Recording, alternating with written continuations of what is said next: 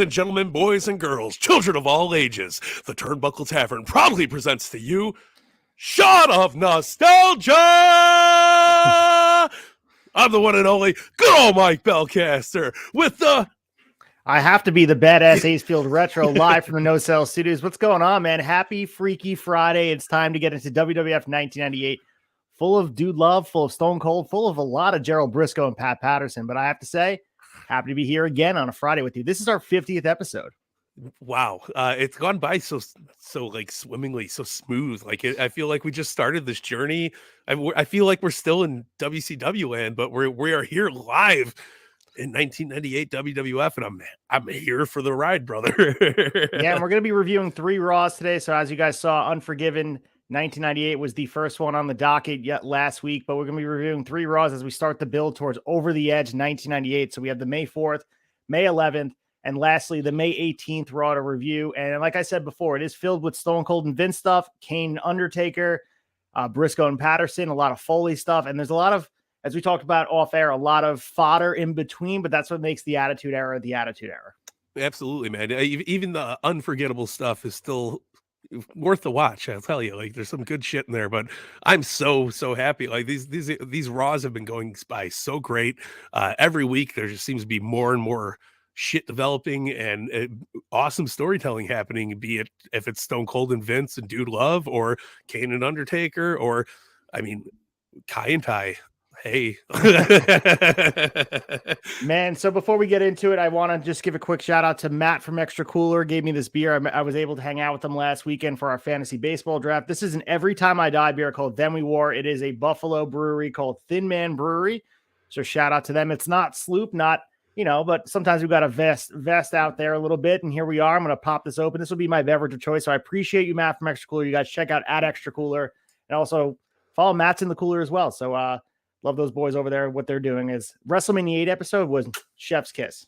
Hell yeah, it was. Can I get a real quick 360 spin of that can, because the art on this is really, really nice. I mean, Every Time I Die, shout out to the Buffalo, New York band. And I mean, you can see it all over here. This is a lager beer, so I'll let you know my review in a second. But hell yeah, this is ooh, I love that can, dude. I'm a big Every Time I fan, so I'm marking out a little bit. He lived up to the billing because obviously he drove from all the way upstate down to Long Island, and not just Long Island, all the way out east, because the friend we were doing the draft was all the way out east. It was far for me to even get out there, so he hopped in the car for 2.5 hours, 2 hours and 45 minutes on a Saturday, got out there.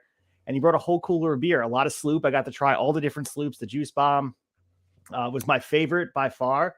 But he left me with all these delicious beverages to be able to go through. So this is the first of many on Shot Nostalgia. So hell yeah. Shout out to Butcher for the beautiful beard, because that's Butcher's band. It was Butcher's band. Every Time I Die, RIP. But my goodness, I bet you the brew tastes fucking alive and well. It is delicious, and I recommend it. So apparently it says it's perfect. Just enjoy the chill. So with that being said, let's get into happy hours. I'm sipping on a drink. I'm sure Belcaster has a drink underneath the screen over there. There it is. Let's get into the happy hour and see what Dave Meltzer has to say at this point in May 1998.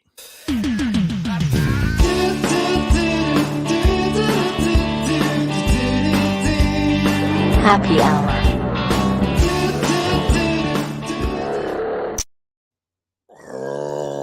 That's Dusty taking the sip of that beautiful Every Time I Die brew.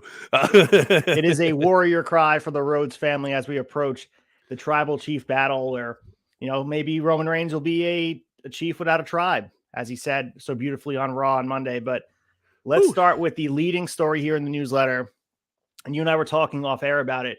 But it's Buff Bagwell suffering a 4 crushed vertebrae in his neck from a whiplash type effect as his head slipped out of the Rick Steiner Bulldog headlock off the top rope, and he crashed on the impact on Steiner's back and snapped backwards with a sickening jolt. Oof. So this was a very serious incident. The most famous one I remember as a kid was the Darren Drozdoff thing that happened in Nassau Coliseum. I happened to be there in the building, which was horrible and traumatizing. But this was just as gnarly. I mean, 1998, this was a really bad deal. And the fact that since he's 28 years old, we thought maybe we're seeing the end of Buff Bagwell's career. Yeah, I mean, listen, this was not a good spot for his career. I know this began a very bad place for him, but I remember this happening vividly. As you're reading it, I see Buff Bagelow's head hitting Rick Steiner's back and just, cracking backwards. And man, it was not a pretty sight. And as a fan of WCW at the time, and Buff Bagwell being in the NWO and everything, it took my breath away a little bit. I had high hopes for the pump, the man with the two stuff, whatever the fuck his thing was. He's buff, he's got the stuff, and the girls can't get enough. Thank you. Yes, but his neck definitely took some impact, man. It was a very, very hard to watch injury. Yeah, and as we go back now, we know that he does get back in the ring, but the doctor's original prognosis was giving that his age at 28 and his level of physical conditioning, that the odds were he would make nearly a full recovery and would be able to return to the ring, although the timetable is expected to be 6 months before he can return to a training facility and 1 year before he can return to the ring. And he was also told by doctors that the injury was 3 centimeters away from being a duplicate of the injury suffered by actor Christopher Reeve, which have rendered him paralyzed for life, and his strong muscular body helped save him from further injury.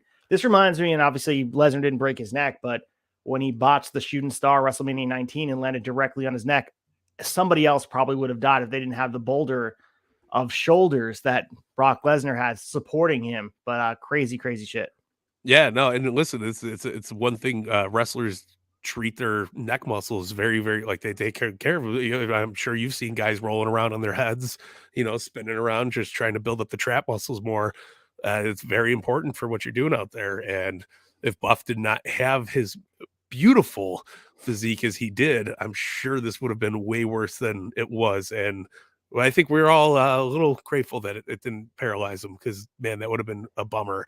Oh, absolutely. And we got many more Bagwell moments later on, and we're moving on in WCW land. I know we're in WWF, but we would be amiss if we didn't talk about the things going on to build contacts in the wrestling world. But this is the Flair lawsuit we were talking about last week with Eric Bischoff suing Ric Flair for millions of dollars. And this is because Ric Flair no-showed live events to go to Reed Flair's wrestling tournament, his, at the time, 12-year-old son. So there's more stuff here. The lawsuit story over the past week was picked up in the newspapers and TV stations through the Carolinas, where Flair is a local wrestling icon. Even though the story has gotten significant media play, including front page coverage in the 424 Charlotte Observer, virtually no details of the actual story, such as the reason Flair missed the Tallahassee shot other than the existence of the lawsuit, have been picked up by the mainstream media. We also have noting in the newsletter that there were loud "We Want Flair" chants at the WWF pay-per-view in Greensboro, which we covered last week on Forgiven 1998. And after Jarrett used the figure 4, people started to chant for Flair some more. We talked about Jim Ross kind of alluding that maybe Ric Flair would be there. They're just, throwing some gasoline on the fire. Everybody knew that Flair wasn't going to be there, but tensions are high in WCW, to say the least.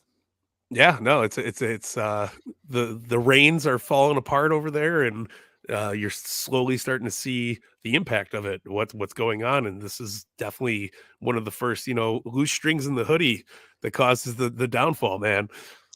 Yeah, and the other crazy part, as we talked about, is this is just bad timing for Eric Bischoff and the boys over at Atlanta, because they have all their shows are being preempted while Raw is white hot, and we have Nitro being preempted for the NBA playoffs. And this was taken advantage of by the WWF because their programming was building momentum. They were stealing fans and people weren't going to come back. But we also had that segment last week. Everyone's probably wondering, what was Eric Bischoff's reaction to this? And of course, we know the Monday Night War is bitter and we know it goes back and forth. But the most intriguing part of the show of last week was a series of tapes from earlier in the night where DX drove a tank. And this is Meltzer said tank here. I thought it was funny because we saw it with our own eyes. WWF with revisionist history makes us believe they drove a tank. We saw it. It was a small car. Like, it wasn't a tank. But Meltzer said it here. Yeah, no, listen, he's part of the fogginess, right? This is where it starts. But it was a Jeep, guys. Come on. It wasn't. So Meltzer continues through this and talks about all of it and, saying, let my people go. They want Scott Hall, free Kevin Nash, all that stuff. So he covers it in depth here. And Meltzer continues talking about how WCW, as I mentioned before, is at a major disadvantage for the latter part of May due to other sports dominating TBS and TNT, both in ratings and also in the promotion of the 517 Slamboree pay-per-view from Worcester, Massachusetts, and the current set of house shows. So TNT and WCW won't even learn until 5-1 what the time slot will be for Nitro on 5-4 or 5-5 because the NBA schedule of 5-4 won't be finalized. That's the other thing about sports is you can have scheduled slots. Maybe the series doesn't go 7, maybe it goes 4, maybe it goes 5, maybe it goes 6. It's unpredictable. USA doesn't have any live sports on their network where WWF is their cash cow, whereas in TNT and TBS, it's all about the live sports. Turner is covering basketball and baseball at length, and they're going to take precedent, and that sucks for WCW. No, absolutely. It's one of my worries about AEW, because the time slot thing it's vital. You want people tuning in at the same time every week, and it's hard to schedule that around sports. I mean, hard enough to do it around a dog show with WWF at the time, but I mean, you're talking national sports, huge shit going on, and WCW took a very, very big hit on that. Yeah, you mentioned the AEW thing too. I mean, we saw it this past week on Rampage, where they were preempted for a late time slot on Friday night for Rampage because of the March Madness tournament, and that's first of many things. And we're going to see the NBA playoffs play a part, and we even have the NHL on TBS as well now. So they're another thing that, and also MLB. So that's also like, TNT and TBS have the history of having pro wrestling, but you're dealing with the same obstacles that potentially, Eric Bischoff had here. And the things he was mentioning with the limited promotional opportunities at press time, only 2 matches on the 5/17 show have been finalized. And they're having Kevin Nash and Scott Hall and the Giant and Sting teaming up, and a singles match with Bret Hart versus Randy Savage billed as their first singles meeting ever, which was, Meltzer says they've had 2 at least previous matches, a Saturday night's main event in 1987 and a WWF title match in 1994 in Japan. But they're trying to build it as this big match, but they have no promotional opportunities because they're preempted and they're not on TV, so they can't predict these things if they're taping. It's a very slippery slope for them. Yeah, no, 100%, man. Crazy to think that Savage and Bret Hart worked a match in 10 years before all this talk. That is true. I mean, it's weird too. And I posted something on my Instagram a while ago, a reel where Shawn Michaels and Randy Savage linked up, and I always think about the potential match they could have had. And I think it was rumored that maybe Randy Savage and Shawn Michaels would have a career versus whatever match, maybe at WrestleMania 10, something like that. Maybe we wouldn't have gotten Razor versus Shawn, but I know it was out there. There was a rumor mill that maybe Randy Savage or Shawn Michaels could have been a passing of the torch moment, but alas, we never got it. We never got Randy Savage's latter run that we got from everybody, like Hogan's later run. Randy never came back, which, it sucks. What could have been? Well, I think it was, in hindsight, it was probably beneficial, and it didn't, we've seen some pretty horrific matches on Hogan's behalf in his later careers. I mean, especially his TNA run and everything, but Savage came back for 1 match in TNA and did it and was like, nope, I'm done, man. And I applaud that because it's a hard thing to step away from. When Mattel signed him for the Legends deal for the action figures, the story is he was so shy about it when they went to go film that piece. He's like, we got to keep it down on the hush. And he's like, we'll film the video. He's like, but let's be quick. And he didn't want to deep dive back into that pro wrestling persona. And listen, like I said, I applaud the shit out of it because that is something very hard to do.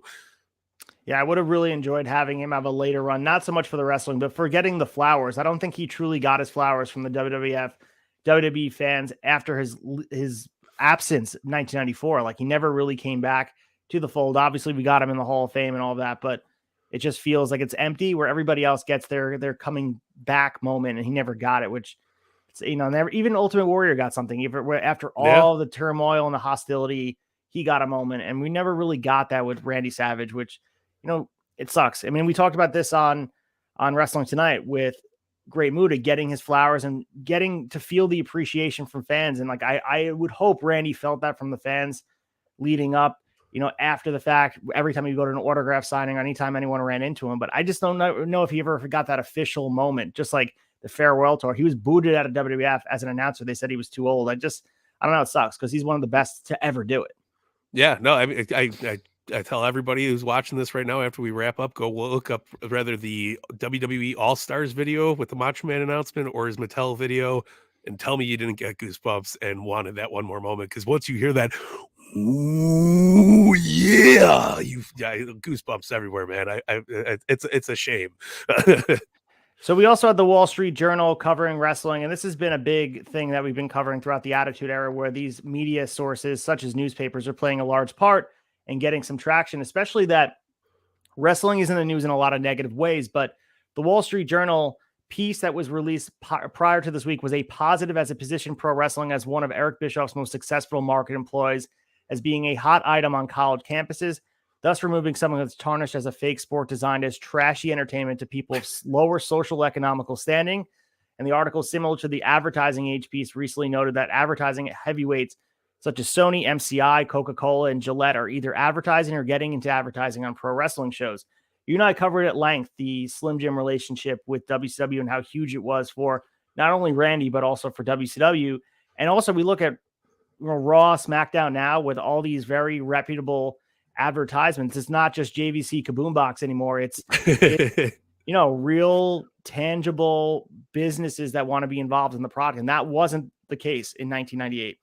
No, 100%. And it was, listen, the Nitro parties were a good part of that because I remember wishing I was in college when I would see those guys doing their thing and be like, man, I want to host a Nitro party at my house, but was not of age. So, but listen, you get the young crowd like that. Of course, advertising is going to go far away and you're going to start making a good penny off of those advertising situations. So very, very awesome that it helped grow the business, man.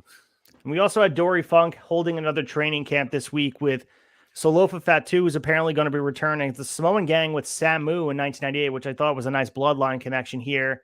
We also got Maddie and Lloyd, managed by Afa.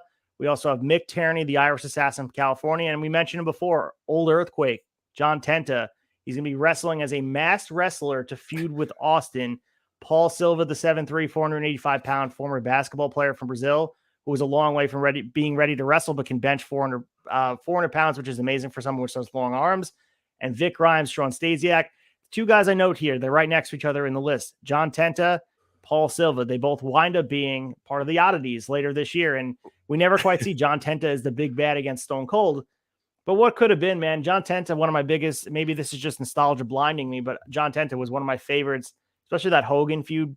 I don't know. I think he kind of had a place where he could have been. Austin was desperate for other opponents. I think he would have been a nice, like, one-off feud, maybe on a pay-per-view with him. If you present him like Earthquake, not as Golga, as I want him as Earthquake. No, absolutely. As much as I love Golga, an Earthquake return would have been probably a little bit bigger, a little bit better. Very cool though, nonetheless. I love the idea of it floating around. And a name that shocks me on this list is Sean Stasiak popping up so early in his career, because I think we're miles away from Planet Stasiak, right? Yeah.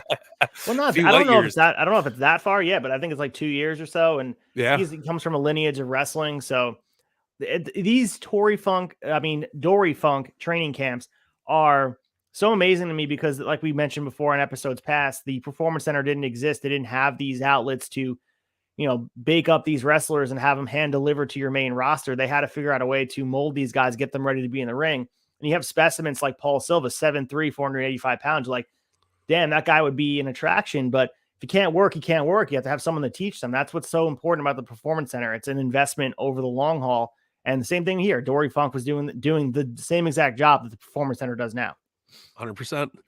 And we also have Vince Russo back in here, and he appears to have taken over for Cornette as announcer for Shotgun. So his hostile takeover is underway. He's about to take over full creative. You know what's happening.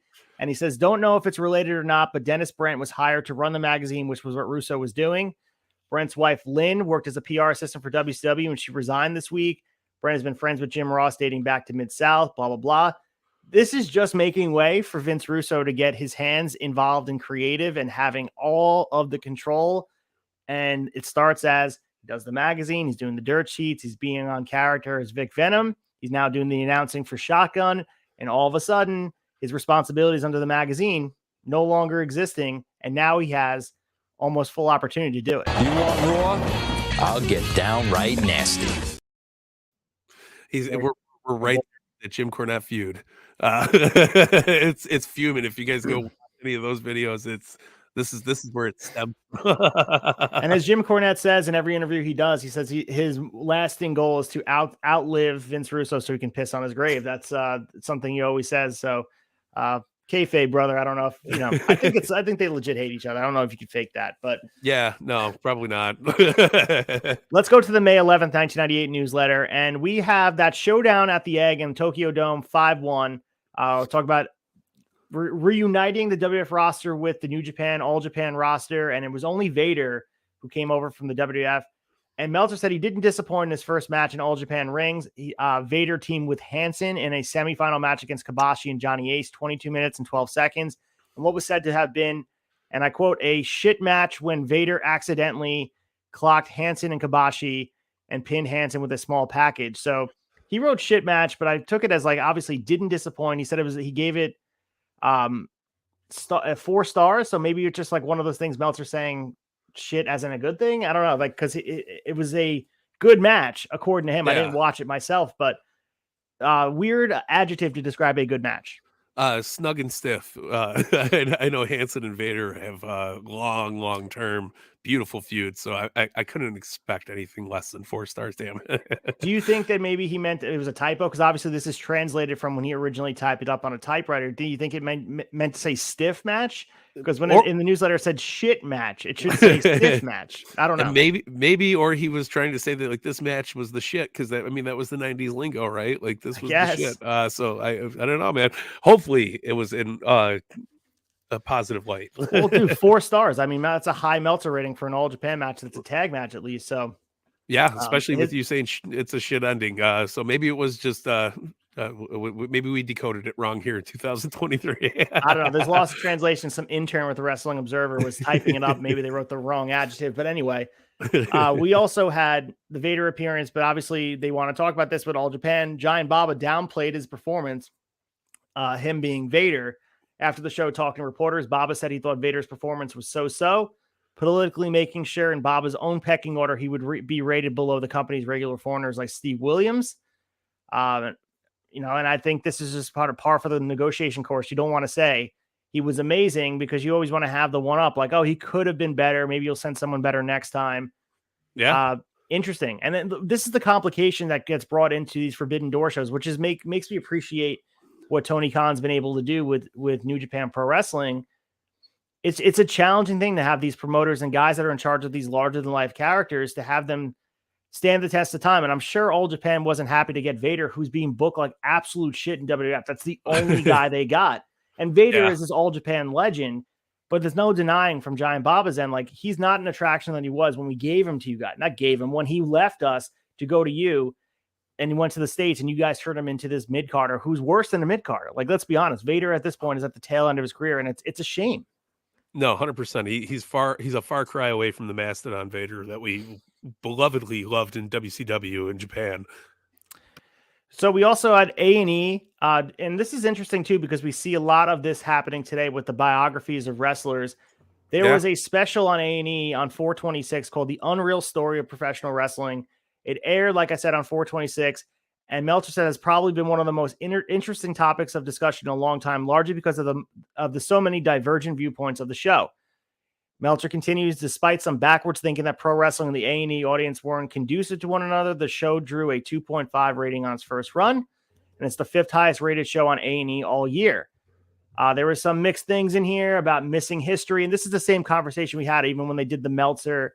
Meltzer was talking about the Macho Man documentary they did a year back where they were missing out parts, and that's what they do sometimes. They reinvent history, but very interesting to see this. And they went through all the history of wrestling. I've never seen this documentary, but some notable omissions were guys like Bruno Sammartino, his contributions, but they went from a WWF perspective of the wrestling business while having the WCW skew on it as well. Yeah, no, listen, A&E's been, I think this was one of the first things we've seen of wrestling on A&E. I got a lot of my documentary watching of wrestling through A&E throughout the years. I always thought they did a decent job, even if they missed a few focal points and stuff like that. But it was still nice to see pro wrestling being highlighted in a documentary type series. It's always beautiful. This week of WWF World Wrestling Federation. But it was always something I wanted more as a kid, and I didn't know how to get more at the time besides going on the internet or whatever the case was. And that took too long. A&E was channel 46, man. Throw that shit on. Let's watch a documentary about Stone Cold. I'm here for it. So the interesting quote that I pulled from here, and there's a whole bunch of stuff that quotes that were pulled that were interesting, but Vince McMahon had called Ted Turner famously and said, I want to get in the wrestling business. And Vince said, I'm in the entertainment business. Big difference. So that's Ted Turner calling Vince. And that's what really Vince did. Like over time, he moved away from what pro wrestling was and what his father used to do and what everybody else did in territories. And he wanted to be the entertainment business. And I think Vince McMahon lived up to that billing. I mean, entertainment, he is a conglomerate. He's Disney. He's Coca-Cola. He's every sort of monopoly, and he separated himself. It's sports entertainment. He created his own term for what everyone's been doing for hundreds of years. And more importantly, he coined the phrase for Daddy Magic because there's a bunch of good sports entertainers. So good. And we also have Meltzer being ripped in the 411 Dallas Morning News in a story about how pro wrestling is bad for our youth. Dr. Don Beck, writing on Sports Values, was decrying the end of such great role model good guy characters such as Fritz von Erich and Hulk Hogan. Beck claimed that Meltzer justified the current trend of pro wrestlers, citing a quote in the New York Times, which Meltzer never said, saying that the WWF's new direction, all doesn't matter because obviously it does. And he didn't know. I didn't say that, it's according to Meltzer. Anyway, he claimed it does matter in places like Jonesboro, Arkansas. And Meltzer said, hey, I don't think pro wrestling sets a good example for kids, but it didn't years ago. It's a real stretch to try and tie pro wrestling to the shootings in Jonesboro. So interesting stuff here. Meltzer obviously being quoted. And this is crazy that even in newspapers, we're getting Dave Meltzer popping up as far as like, see, wrestling shitty. It's bad for your kids' minds. But, just Meltzer defending himself in the newsletter. It's his only platform. Yeah, listen, if you claim to be a historian of something, somebody will eventually reach out to you for a quote. We also had the lawsuit with WWF and WCW continuing from about 3 years ago, that they're continuing down the line. There were a lot of reports that the lawsuit's being used not as its primary purpose, but the questions are being asked to try and dig up personal dirt on Bischoff, with the feeling that if they can nail him on something embarrassing for an executive in Time Warner, he's dumped as a PR move, similar to what happened with Bill Watts, that whoever follows him would not nearly be as aggressive or as successful in competition, and WWF would have the field all to itself again. That's interesting as well. We talk about this on Wrestling Tonight about the MLW, WWE constant lawsuit. Yeah. That's the byproduct of these lawsuits, that it's not so much about the goal of like getting money or getting a ruling in your favor. You're under oath, so the truth has to be revealed. And if Eric Bischoff is threatening to be perjured by somebody by not telling the truth, maybe he'll reveal something questionable that big companies like Turner wouldn't want to be tied with, and that's WWF strategy. That's interesting that Meltzer was saying that. Yeah, no, it's crazy. But listen, courtrooms and lawyers will make you talk. So if you got a good of either or, you're in a hard position to tell the fib there. So not a bad move, kind of a stronghold kind of move. Like we got the upper hand on you. Very interesting. We also had Shawn Michaels update for his injury, and apparently his back injuries have quote unquote worsened. According to Shawn Michaels' lawyer, Michaels is in great pain while sitting, standing, and is even having trouble sleeping. He had a gel injection done in his back this past week to attempt to alleviate the pain. We both know, we have the benefit of knowing how this unfolds. He's not going to be back in a WWE ring. By the time he gets in, the F is gone. And now he's doesn't come back. He's fully Christian. He's rehabilitated, and he has the Dutch boy haircut. And we're off to the races 2002, but we're a long way away from that. He's going to be gone from the ring. We'll see him at WrestleMania 15. He'll be there as a commissioner. He'll do stuff, but he won't be active for a while. It's crazy. Absolutely crazy. We also have reports of the WWF giant Paul Silva. Like we mentioned, he's at the Dory Funk dojo. And other than he was really green, or that he's a little taller, but a lot slimmer than Paul White. And his legit weight is more like 400 pounds at 7'3". And he appears to be a better athlete than the giant Gonzalez. So, and people are saying he does have a similar face to Andre the Giant. Yeah. And they have an interest clearly in Paul White, but they're like, maybe we can make our own and have Paul Silva be our giant. But we know that doesn't work. Paul White was a one-on-one. The things he was able to do for his size, drop kicks and kick ups and going off the top rope. Like, people don't appreciate what the Big Show, the Giant, Paul White has been able to do as a big guy. Yeah, and on top of it, he's got charisma, and he stands above and beyond most big men that we've ever seen in our lifetime, and probably will see in our lifetime. So I'm glad we got Paul White. I like Paul White. Club Kamikaze officially changed its name to Kaientai. Its name in Japan was Kaientai DX, and the manager Wally Yamaguchi would likely be called just Yamaguchi-san, and apparently do a Sonny Ono type role, which is true. Meltzer on the money here. Club Kamikaze didn't last a long time on TV. They became Kaientai pretty quickly. We'll see them on these episodes of Raw. We also have a few wrestlers, if not more, having their existing contracts ripped up and being offered new contracts. This is in WWF with substantial raises since the company's fortunes have quote unquote changed. And based on what Austin is bringing to the table as a drawing card, TV star, and merchandise seller, and And Meltzer said, I've got no idea what he's making except it's 7 figures, and exactly what his merchandise is doing other than the shirts are everywhere. And he sells more merchandise than any other wrestler in this country in history, including Hogan. But if he isn't earning $5 to $10 million this year, then he's underpaid. This is also interesting because they're a private company. They don't have to reveal their profits. Now we have an idea about what the merch sellers are. They reveal that in their monthly or bi-monthly stock meetings where they have to reveal to their stockholders. But he's estimating what Austin's making. But $5 to $10 million being underpaid in 1998, that's a good deal of money that, you know what? He's honestly, he's worth anything you can give him because of what he did to the business. 100%. I mean, we don't see contracts like that to this day. Well, that's big money bucks, man. Austin was above and beyond, obviously white hot, but I mean, the merch was a huge part of that income. I mean, how many Austin 316 shirts do we still see to this day in any wrestling promotion? It's insane. So we also have the Lowell Sun running a piece on the WWF house show on 417 and talking about the new direction of the company, and it had quotes from Triple H and Owen Hart about the new direction. Owen Hart said, quote, right now, all that matters is ratings. If we get ratings, I guess we're succeeding. Although the story had said that with a touch of resignation, Owen Hart said that. So we also know that he's uncertain about what he wants to do. And obviously, not really the reason he died, but like the fact he didn't want to do the storyline with Deborah about having the cheating angle. That was right in par with the Attitude Era, and they gave him the Blue Blazer thing, not as a punishment, or maybe you can look at it as a punishment. So he definitely is not happy with the direction of going, while others are leaning into it. And Triple H said it's not the WWF's responsibility to raise children. It's the parents' responsibility to raise children. I swear to God, I hope no young child looks up to me as a role model. That should be the parent, not some character they see on TV. And he said his 7-year-old nephew watches the weekend morning shows, but not Raw. That's wild. Very interesting. But, two different ideas. Triple H is obviously leaning into it, and it helped. The Attitude Era expanded his career well past it. Owen Hart, who's from that old guard, the old family, the old regime of wrestling, not so much a fan of where they're going. Yeah, listen, and we've heard stories about Owen being very reluctant in this later stage of his career, wanting to get out of the business a little bit. I could hear a little snark as we were reading that. As long as we got ratings, I guess we're succeeding. That's very.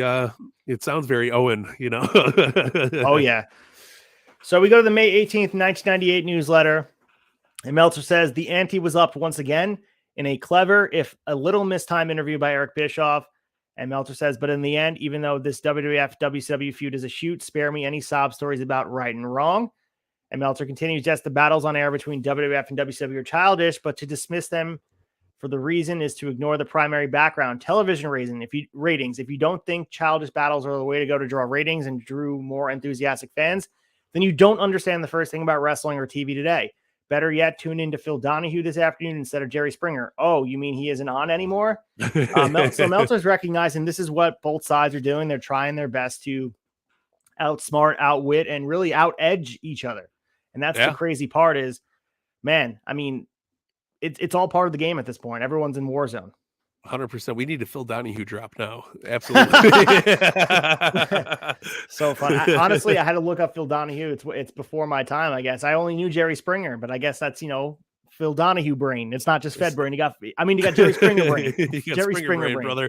No, I've spent a lot of days home during the 90s, man. So Phil Donahue is right up the alley for me. So we talked about the ante being raised, obviously, with ratings. Bischoff came out early in the show on a huge bike and gloated about McMahon sending his wannabes to see him when they all know he isn't there, since they know on Mondays he's at Nitro. Bischoff continues. He said how Sean Waltman wanted an apology from him. And he said that Waltman was nothing but a little puppet for McMahon. He told Sean Waltman to bite me and claimed that he apologized to no one. And obviously he continues. He says, if you screw with someone, no matter how wrong you are from a moral standpoint in life, it isn't supposed to count, even if the guy broke his neck in your ring. And then we obviously went from there to him challenging to someone in a fight. And that person is Vince McMahon. So he challenged Vince to show up in Worcester and meet him in the ring on pay-per-view. Meltzer says it was brilliant despite the whining the rest of the night, both on air and behind the scenes, about it not being fair from those in the WWF. The same reaction WCW had 2 weeks ago in Norfolk. He made it clear for people to not buy the pay-per-view thinking they're going to see the confrontation, so nobody would construe it as false advertising, saying that McMahon wasn't going to show up and hinting that if he did, he'd knock him out. The fans who hate the Bischoff character realized quickly that this interview wasn't storyline and it was a shoot. And he got tremendous babyface pops for his speech from the sold-out throng in Kansas City, even if they knew later in the show when he came out to play heel character with Hogan that it was back to fantasy and they easily booed him. Couple things here. Obviously, famous, this moment where he comes on the bike, and this is almost the downfall of like any Game of Thrones season you see with the king kind of like basking in the glory and being delusional. That's Bischoff here. But it also, you can look at it, he's swinging upwards. He knows he has to be desperate. And what happens if Vince would have showed up on pay-per-view? How massive would that rating have been? It probably would have been a bigger draw than Tyson was for WrestleMania. But another thing that you mentioned in there was Bischoff mentioning somebody's broken neck. I mean, a couple shows after Buff Bagwell breaks his neck, it comes off a little cocky, a little arrogant, more like in lieu of the X-Pac moment. Like he's just shit talking for the sake of shit talking. Fuck Buff Bagwell. I'm Eric Bischoff. So Meltzer continues. He said, so we've got a 41-year-old man riding a bike in a leather jacket with dyed hair and a man who spent years getting his masculinity, or is it muscularity, from a steroid needle, and even at 52, also with dyed hair, is strutting around in a sleeveless t-shirt 4 sizes too small, acting like he's tougher than all his wrestlers. Both are making themselves bigger stars than their employed entertainers. And as it turns out, both McMahon in particular are both great for performers in front of the camera. Bischoff was brilliant because McMahon won't be there in Worcester. By not being there, it means he's back down from a challenge. Not in real life because it's all stupid to begin with. But of course, everyone that needs to pretend whatever they need to pretend will pretend. So I wonder if Vince in a quiet moment was like, I'm going to show up and beat this guy's ass. I wonder if that, I'm sure they had to talk him down. I'm sure he wanted to go there and beat Bischoff's ass. I think he would have done it. I think Bischoff admitted it. He knew Vince would have beat his ass. I think there was a lot of, humming in the background saying, man, you fucked up. Like he's going to come and kick. I think Hogan told Bischoff that, like, brother, you don't want to mess with Vince, brother. Because he knew it was going to happen. But I think likewise, people in WWF were like, Vince, don't go do it. We know like you're going to go fuck him up. And like, Vince was the bigger muscle man. I would bet on Vince all day long. So Vince's reaction was he ignored it publicly, but his company sure didn't, which is the true reaction. Jim Ross took jabs at WCW for the entire show, ripping on their headquarters in an industrial park, ripping on the total embarrassment to the industry that WCW's MTV special was 2 days earlier, and was saying that this wasn't the seniors tour. And obviously, I mean, you make the argument, we could talk about the main event of Raw being Foley versus Terry Funk at the time, was like 53 years old, but whatever. Jim Cornette got a few digs in first, saying that it takes a lot of guts to challenge someone that you know isn't going to accept, which he's right about that, to specific challenge, but ignores it was more of less childish than his own company has been doing. And second, when Al Snow tried to get in the back door without a ticket, saying this isn't WCW, they don't have free tickets, which is an unfair knock considering WWF had little more than 1,000 comps to TV tapings in the Baltimore arena, which on that night came just shy of selling out. Yeah, I mean, this is just, again, we talk about this in 96. It's just pettiness for the sake of pettiness. Both sides are kind of coming to.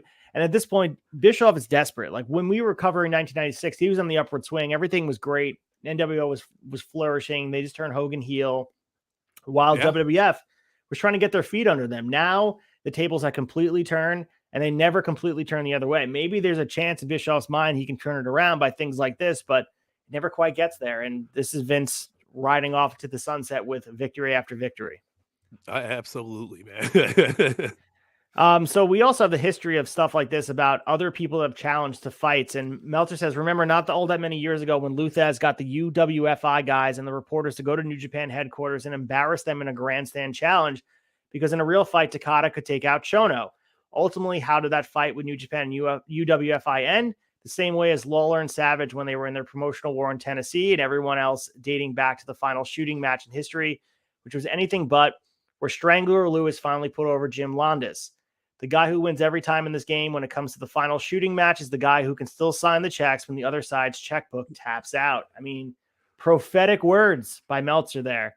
Yeah. And that's what wins obviously Bischoff might have won that small battle, but the fact that he had to acquiesce and sell to big bad Vince McMahon, that was the ultimate.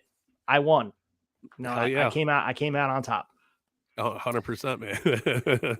All right. So continuing here, we have and this was interesting as well. And I want to just kind of preface this by saying, obviously this is in the time frame of 1998 where they're talking about attendance of house shows and champions and their reigns. So Meltzer talks about television ratings and how much things have gone up. So he goes through all these different wrestlers. I'm not going to name everybody on this list, but let's start with Ric Flair. He was champion from January 19th, 1992 to 4/5/1992. And ratings and house shows went up by 76.2%, which makes him, wouldn't you say, a successful champion, right? Yeah. Randy Savage, on the other hand, from 4/5/92 to 9/1/92, things went down 13.4%. So we can continue this list. The main point is bringing to notice here Steve Austin, who from being champion in 1998 at this point, and things will only get better. In the short period of time he's been champion, things have gone up 46.6%, and it's only been about 6-7 weeks, which is insane to think about. They went from where they were back in March to where they are in May, and they went up 46.6%, both merchandise, obviously ticket sales, and then house shows as well. Yeah, no, that's insane to think from where they were a year before that. I mean, they were they basically doubled the return on Austin. Like, how do you not be happy about that? And Meltzer continues to crunch these numbers and kind of conjectures that Steve Austin is the highest drawing champion of all time at this point in the short period of time. And Meltzer says the most important thing these figures show is that in most cases, and Steve Austin right now may or may not be the exception, is business patterns at the time and now who is on top. That is more important than who holds the title and who's headlining the shows. And he said Austin's only the WWF champion for the past 6.5 years, who has made the business considerably stronger than it should have been expected to be based on the time frame. On paper, it looks like Flair also did that, and Bret Hart did in his third title reign. But Meltzer says overall, the 4 times, not including the one-day deal, Hart held the title. Business was almost exactly as it should have been. Hart was neither a good draw or a bad draw as WWF champion, but he drew what he should have been expected as champion. Same can be said for Shawn Michaels. The only drew bad draws as champion were Randy Savage, and really that was a weird period of history, and he isn't to blame for that. Hulk Hogan, which was a miscalculation at the time, and who was a great draw at other periods, and Kevin Nash, who was a bad draw as champion. Very interesting to talk about this because this is an obviously conversation with only the context of knowing what happens in 1998. But we always hear about the bad rated champions, and people they're the scapegoat for bad times. People talk about the Miz's title reign, and when you take risks on guys like Jinder Mahal, they're like, oh, it didn't work out. Yeah. But sometimes you're just the product of what happened before you and the time frame and other things happen on the market. Or maybe it wasn't the Miz's fault that he was he was the lowest rated champion of all time. Maybe the ratings were just bad for other reasons. No, 100%. And it's weird. Like, you just know, like, same thing with Diesel, same thing with Kevin Nash. We could say the exact same shit. People love Kevin Nash. People love Diesel. He just didn't have I don't know if it's the room to flourish as a champion, or he just wasn't in the right. Or just the bad time. It's just a bad, yeah. Like he was just the product of the time, unfortunately. Yeah, 100%. And a great way to put it. But like, as much as I love Kevin Nash, same thing with the Miz. I mean, the Miz he's completely won me over as a talent. I think he's one of the best talents that is in WWE. And yeah, I mean, being a product of the times, being stuck in that position, it's a hard thing to get out of. We rarely see people get out of it successfully and have bigger and better careers. But yeah, crazy. It reminds me of when like presidents get credit for like the economy getting better over time, but meanwhile it's things that were instilled for the regime before you, for the person that was in office, maybe have set things in motion, and it takes 4 years, 5 years for things to get flourished. And sometimes things are just cyclical, similar to this, where and I think Austin was outside of this, he was really the person to start this run as far as carrying the torch. He was clearly the guy, but as far as other guys, when the market was staying steady, maybe it's just cyclical. Like it's always going to be down in April. It's always going to be down around this time.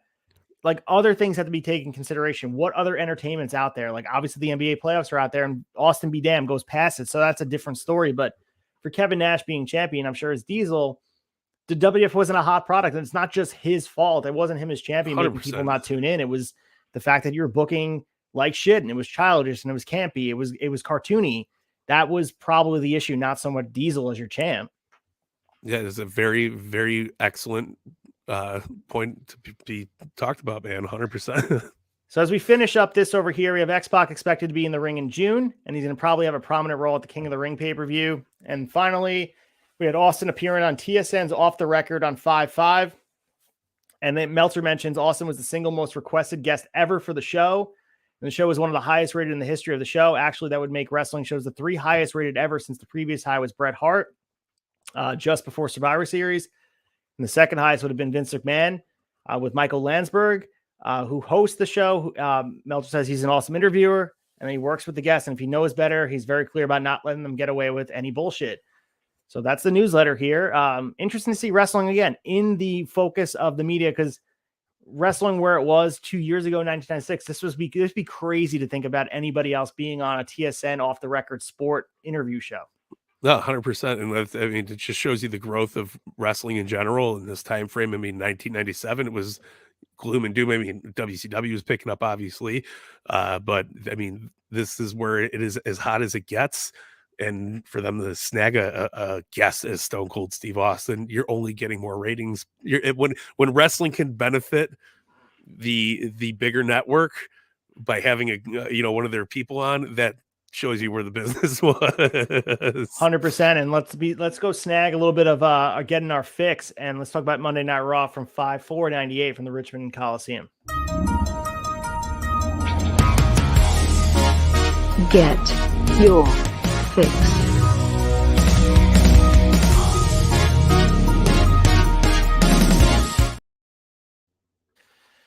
All right, Belcaster, here we are. We're at the Love Shack opening the show, and Mick Foley is all over the place. He's having an identity crisis to open our show, and he cuts this promo, and he's pissed about what happened on Unforgiven. He got the win, but he's not the champion.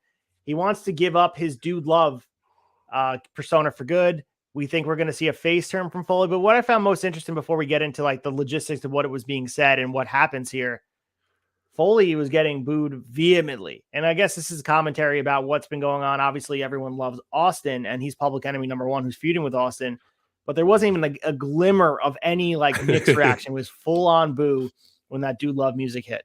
Yeah, no, they felt his evil presence. For as good as the dude is, man, he wasn't the fan favorite because they were praising Stone Cold Steve Austin in such high honor. So we had Vince McMahon joining him out there, and Vince does a really good job of manipulating him and saying like, no, this is you wrestling Terry Funk in the main event in a street fight it's a reward for what you've done, and you can be number 1 contender. We'll get you there. And this is just, he went from talking him down by saying, hey, I'm done. I don't want to be a part of Vince McMahon's crony crew anymore. And I want to be back to being Cactus Jack or be Mick Foley. I need to figure out who I am. He runs down Goldust saying they gave him a shot to be number 1 contender, and he lost to Austin. How come it's not me? Vince convinces him, and then we get Austin coming out. He just destroys the Love Shack set. Like he had the craziest part is he had like a Gatlin hook, like a Batman. It was a grappling hook. Like, what the he just tossed it right on the set, pulled it down. Vince McMahon's losing his mind, and that's how they opened the show. Like this was a pretty good segment. We're getting this very mixed bag of Mick Foley, where this is an interesting time for him. It reminds me a lot of the ECW stuff he was doing that we covered in 1995, where the anti-hardcore stuff. We're going to see a lot of that next week with him in a suit and all that stuff. But very interesting. And this was like a very artistic edge to Foley that we don't really see, and he doesn't get credit for. Very well done. Yeah, no, this was Mick Foley coming out of his shell, I felt, in WWF. Like we got to see Cactus Jack, we got to see Mankind, we seen Dude Love, but this is Mick, really channeling his genius here, and this kind of schizophrenic wavelengths that he has with all 4 characters, if you will. Unbelievable. But Stone Cold Steve Austin coming out to the ring with a grappling hook starts a wavelength of weird ass bone crunching wrestling accessories for the rest of our lifetime. It's just the wildest fucking visual. Like I'm Batman. Like it tears down the dude shack, man. It was if you weren't hooked before that segment, you weren't staying for Raw, this was it, man. You're like, what is he doing? What the fuck is going on? And you guys do such a beautiful job over on Fig Night. Is there a chance we ever get a Mattel Love Shack set? I know there's been limited Dude Love figures, and the Dude Love figure that the Bill McKenna one that like the major pod guys rip on, where he has like the tribal shirt. But Love Shack would be nice. I think maybe an Ultimate Edition Dude Love. Am I out of line here? I'm clamoring for any Ultimate Edition incarnation of Mankind, Mick Foley, Dude Love, but this might be an awesome custom job down the line. They did come out with the Milk Truckamania set, so you could take that frame base and paint the Dude Shack cutout, put some tassels, Daddy, get an inflatable couch. We're gonna have a good time over a little at the Dude beaded Shack. door too. You know, yeah, we got the college beads on a door frame. You might have just got me on my next project, man. I'll be all in, and obviously you guys stay tuned at Mike Belcaster on Instagram. But we lead into our first match here. It's the Nation, which we covered last week. Owen Hart is now a part of the Nation. He's not a Nugget. Don't let him tell you anything else. He's not a Nugget. Owen Hart and The Rock with D'Lo, and Mark Henry in their corner, taking on Farouk and Steve Blackman. This match goes 6 minutes and 18 seconds. It's a showcase for the Nation as they're newly constructed, and the Nation gets the win here. So, any thoughts on this match? I mean, Owen got the pin to win, and obviously we get some Double J involvement and Farouk and Steve Blackman. Steve Blackman, who was a very, I wouldn't say highly touted, but he was a momentum-based character only a few weeks ago. It feels like he's lost in the shuffle, and that seems like where he's going to be until we do Head Cheese in 2000. Yeah, I mean, until that hardcore title really comes out and be prominent, and he starts fucking around in that division. He's a little lackluster here, but I will say this is I'm hot take, maybe this might be the best of Owen Hart we've seen so far since we started doing this season of Shot Nostalgia. Really enjoying his attitude, his presence, great in ring work. His leg must be healed a little bit more. Him and The Rock fucking tear it up. Really good shit. Absolutely. And after this match, we get a video package of Briscoe's career, which was hilarious. Spending time with his family, walking around a park. A promotional, it was a commercial for their auto so the Briscoe good. brothers. And honestly, if any bootleggers out there want to make that Briscoe auto body shirt, I mean, I love it. So maybe, I don't know if it's out there. Maybe Redbubble has it or something. I'll take a look. But following that, we get a very quick vignette for the entry level of the other guy who was attending the Dory Funk Dojo. It's our boy Adam Copeland. It's Edge. The first time we're seeing the Wanderer wander the streets, that blue purple light in the shadows. Oh. He doesn't talk for a long period of time. We're about to see Edge start his career here. It's crazy. Even watching the vignette, like thinking about like he's going to be on WrestleMania next week. Like this is insane. What a career this man has had. I mean, fuck it. That's huge. But really cool to kind of, being able to peek the curtain and watch these beginning steps again, as we do for Sean Morley a little bit too. But I mean, obviously Edge is still running wild here in 2023. I'm pumped, man. A very, very awesome vignette, awesome build up, look cool, had that 90s aesthetic that we all love and clamor for, and goddamn, he's gonna tear it up in a few. I can't wait. Yeah, and if you blinked, you would have missed it. So if you guys missed it on the Raw, go back and check it out. It's right in between the Nation match and then the DX segment. So speaking of the DX segment, it's a quick promo with DX, and they come out and they're doing all their stuff. It seems like their shtick, and I think you nailed it last week, is straight from that Michael Buffer playbook where the Let's Get Ready to Suck It came right from them and becomes Triple H's thing. And it gets really over the crowd. They don't know exactly what to do quite yet. They're not there yet. But at the same time, we even got the Road Dog stuff too. Ladies and gentlemen, boys and girls, children of all ages, as you so beautifully did to enter the show. And we get LOD coming out. Pretty much just talking down to them. So this is just a segment building up towards a little bit of the feud that, the feuds that we're getting with DX. They're feuding with LOD. They're feuding with DOA. They're also feuding with the Nation. Yeah. Just to keep them relevant on our screen. But the fans are really enjoying DX, and they're wearing the camo. Like they're wearing the shirts. Those DX shirts are fresh, and those are going to be a hot seller very, very quickly. Yeah, no, I think this segment here was what inspired the Camo Carnage. And we're going back to figures, but these weird, really wonky in our bone crunching era. We got these tall, fully articulated camo wearing DX, kind of like in that WCW takeover gear. Yep. And they were the shits, but it had awesome visuals to it. So of course I fucking bought them. But yeah, man, so cool. I thought it was a great thing. What's it called? Hearing Hawk call Dingleberries, we are a far cry from 1996 Hawk and Legion of Doom, and we are here. They're just clamoring to get some kind of rib off on DX, and it's just it comes off, and man, you guys are out of touch because who calls people Dingleberries? Yeah. So the next match here, we have Savio Vega taking on Dan Severn, and Dan Severn gets the win 1 minute and 36 seconds. Armbar submissions, the finish here, not great. And then we lead into Jerry Lawler in this like GTV sideways camera that's pointed up in the locker room where the feed's supposed to be cut. And it's Paul Bearer and Jerry Lawler talking like boys, and apparently Paul Bearer just reveals that he banged Undertaker's mom and that Kane is his son. And Bearer was 19 and a virgin. And I was young and studly back then. And he said Undertaker's mom came back. She was wearing a teddy. She took him right there on the kitchen floor. And Jerry Lawler is like right on the embalming table. Just very, very, very 1998. Like Vince Russo is in charge now. I don't care what anybody says. Yeah. He is in charge at this point. Spinal. The wrong one I hit, but I'm going to do this one. Go eat a marshmallow. It's taking over. It's in our spinal cord. That's why it still works. But I mean, this was a very ugly segment. It was just Paul Bearer like, I used to be much skinnier and like it was such a fat boy. And Lawler is ripe with pre-puppies. Lawler, he's waiting for something to trigger him and get them all riled up and getting going. But this was weird. The embalming table thing was funny, but it was a fucking just off weird segment, which I mean brings us to when we come back from commercial, Jerry Lawler apologizing, which rightfully so, because it defended me, because it was just a weird segment, man. And then we get a Sable video package working on preparation for her match, and like they're just really leaning into the sexuality of Sable being this sex figure for wrestling, and she's just as over. I mean, not Stone Cold level, but she's probably the second most over person on this roster right now. She really is. Yeah, this was very akin to like your Super Bowl Pepsi commercial in 1998. Like, had all that like really shitty rock on them with the sponge. Yeah, really shitty rock music in the background. Wow, but it gets the point across. It's the 90s. Shit was wild. So we have our next match here, and it's not much of a match. It's Jeff Jarrett with Tennessee Lee in his corner versus Mark Marrow.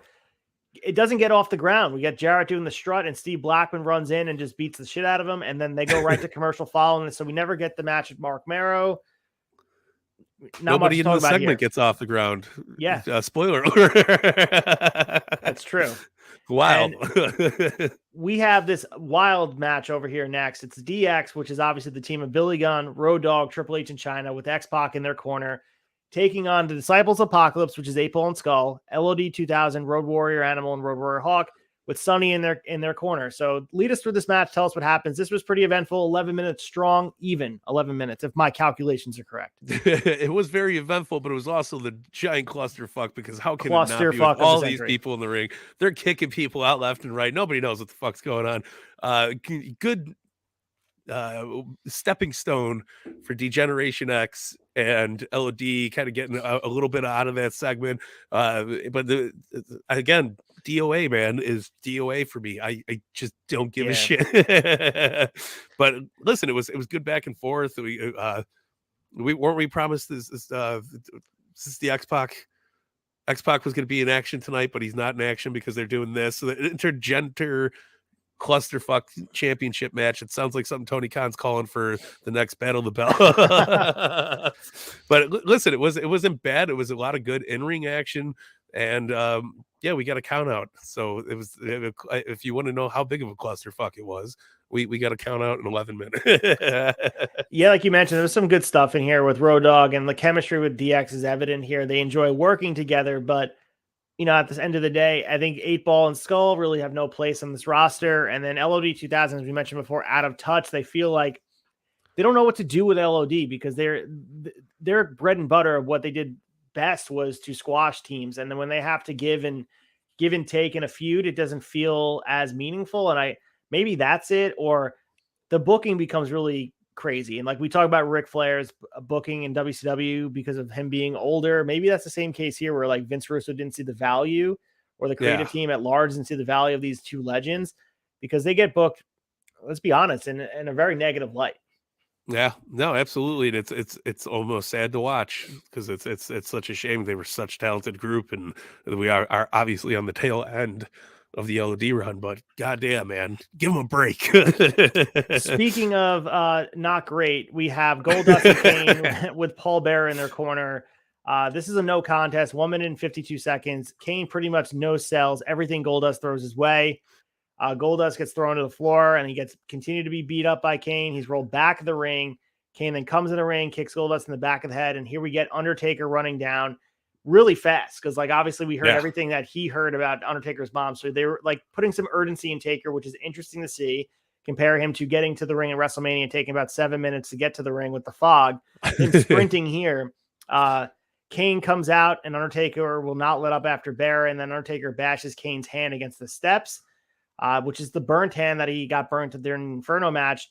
They're brawling up the ramp, and then Slaughter gets decked, and Paul Bearer is pretending to have a heart attack. Absolutely insane stuff going on here.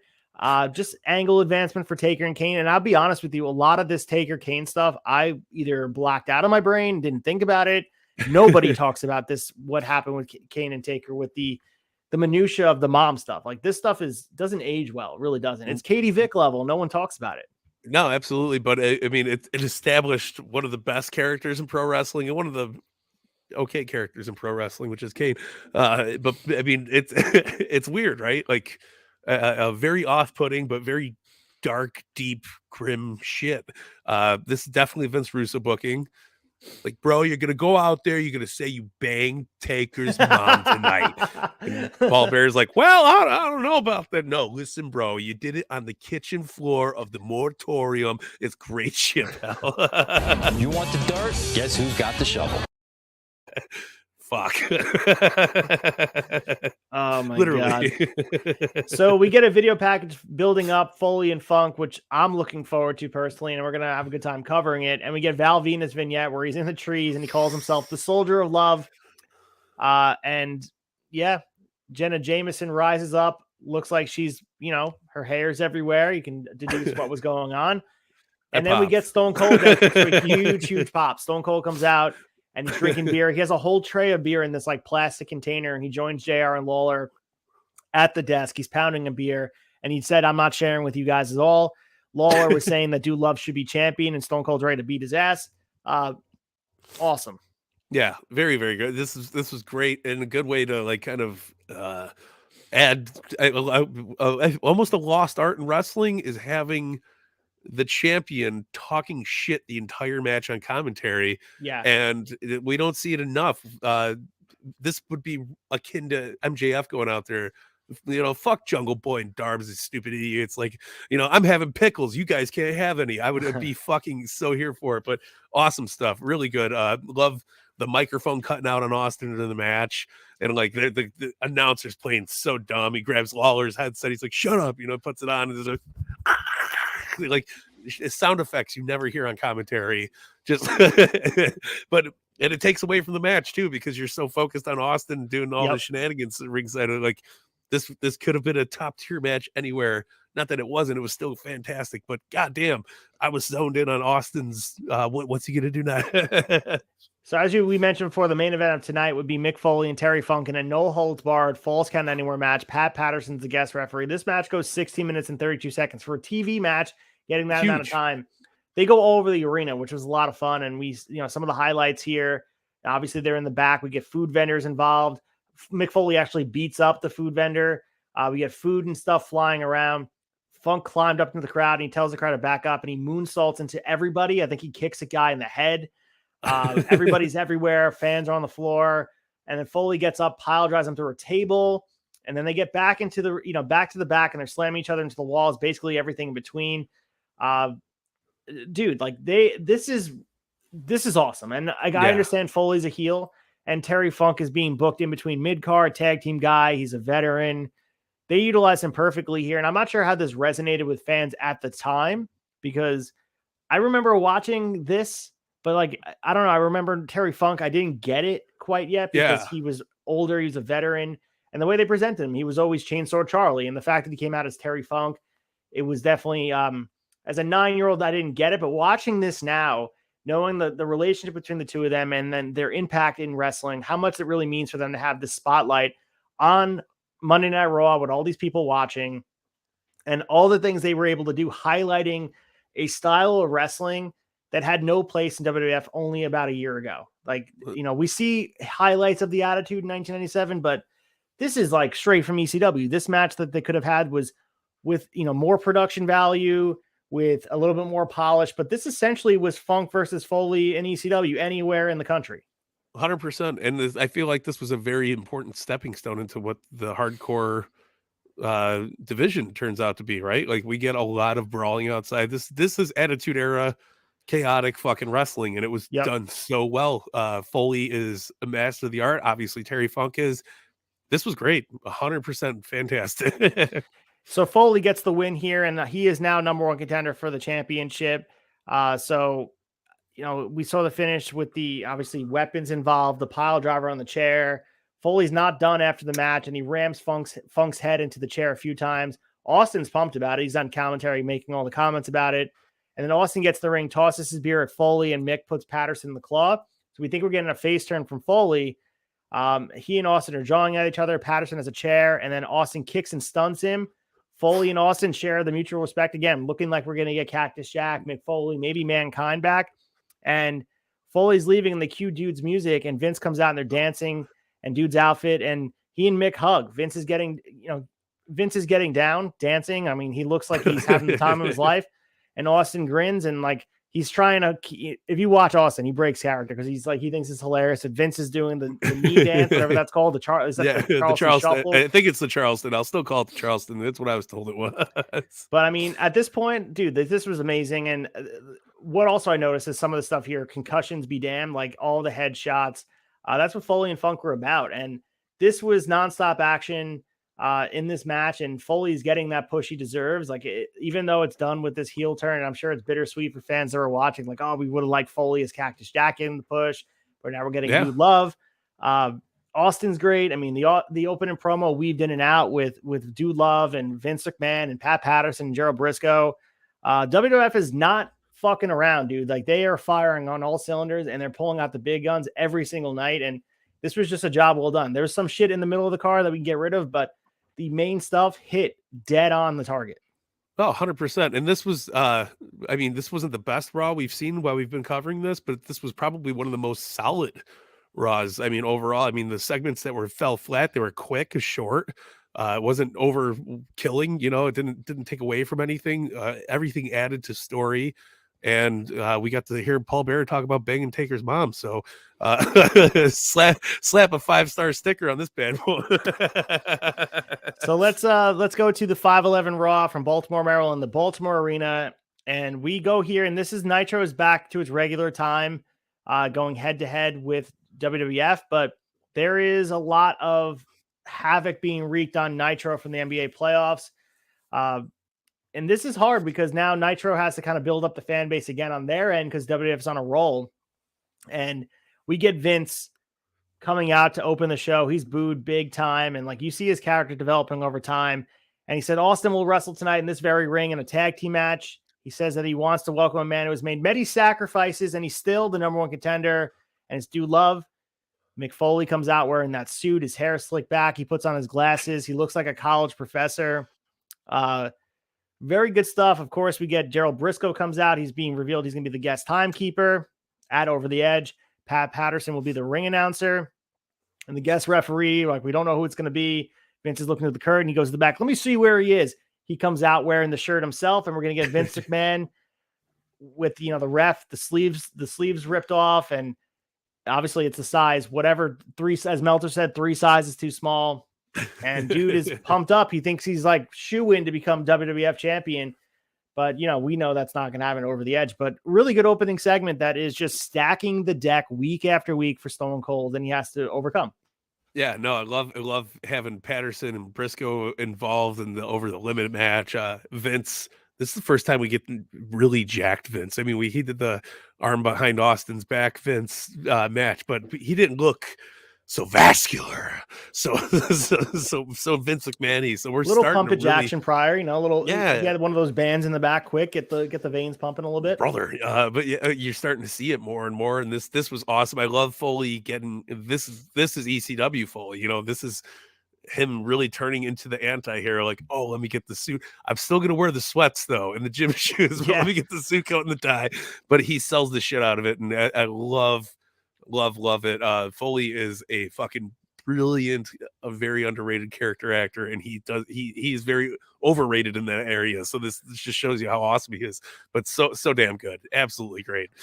So we have Kevin Kelly outside looking confused, waiting for Austin to arrive. And then we get a segment with DX invading the CNN Center. And it's not the footage from a couple weeks ago. They have their army vehicle and they went inside the building. Triple H claims that WWE officials want to talk with them, but the security guard claims otherwise. Billy Gunn then talks about how Titan Towers compares to the CNN building and claims that the CNN building sucks. There's some girls who yell at DX. And then Jim Ross informs us that Nick Lambros, a WWE official, had called the police. So there's a rattle on the garage door, and they want to know where Kevin Nash is at. And, we also get Kevin Kelly introducing Al Snow, and there's Stone Cold and Al Snow interacting. Al Snow shows off his ticket. He wears a shirt. He's wearing the Job Squad shirt, which is the first time we see that. Love it. And then Al has his mannequin head and strolls off. So they're pretty much removing the head stuff from ECW. They have Al Snow joining the roster. We didn't see anything pop up in the newsletter.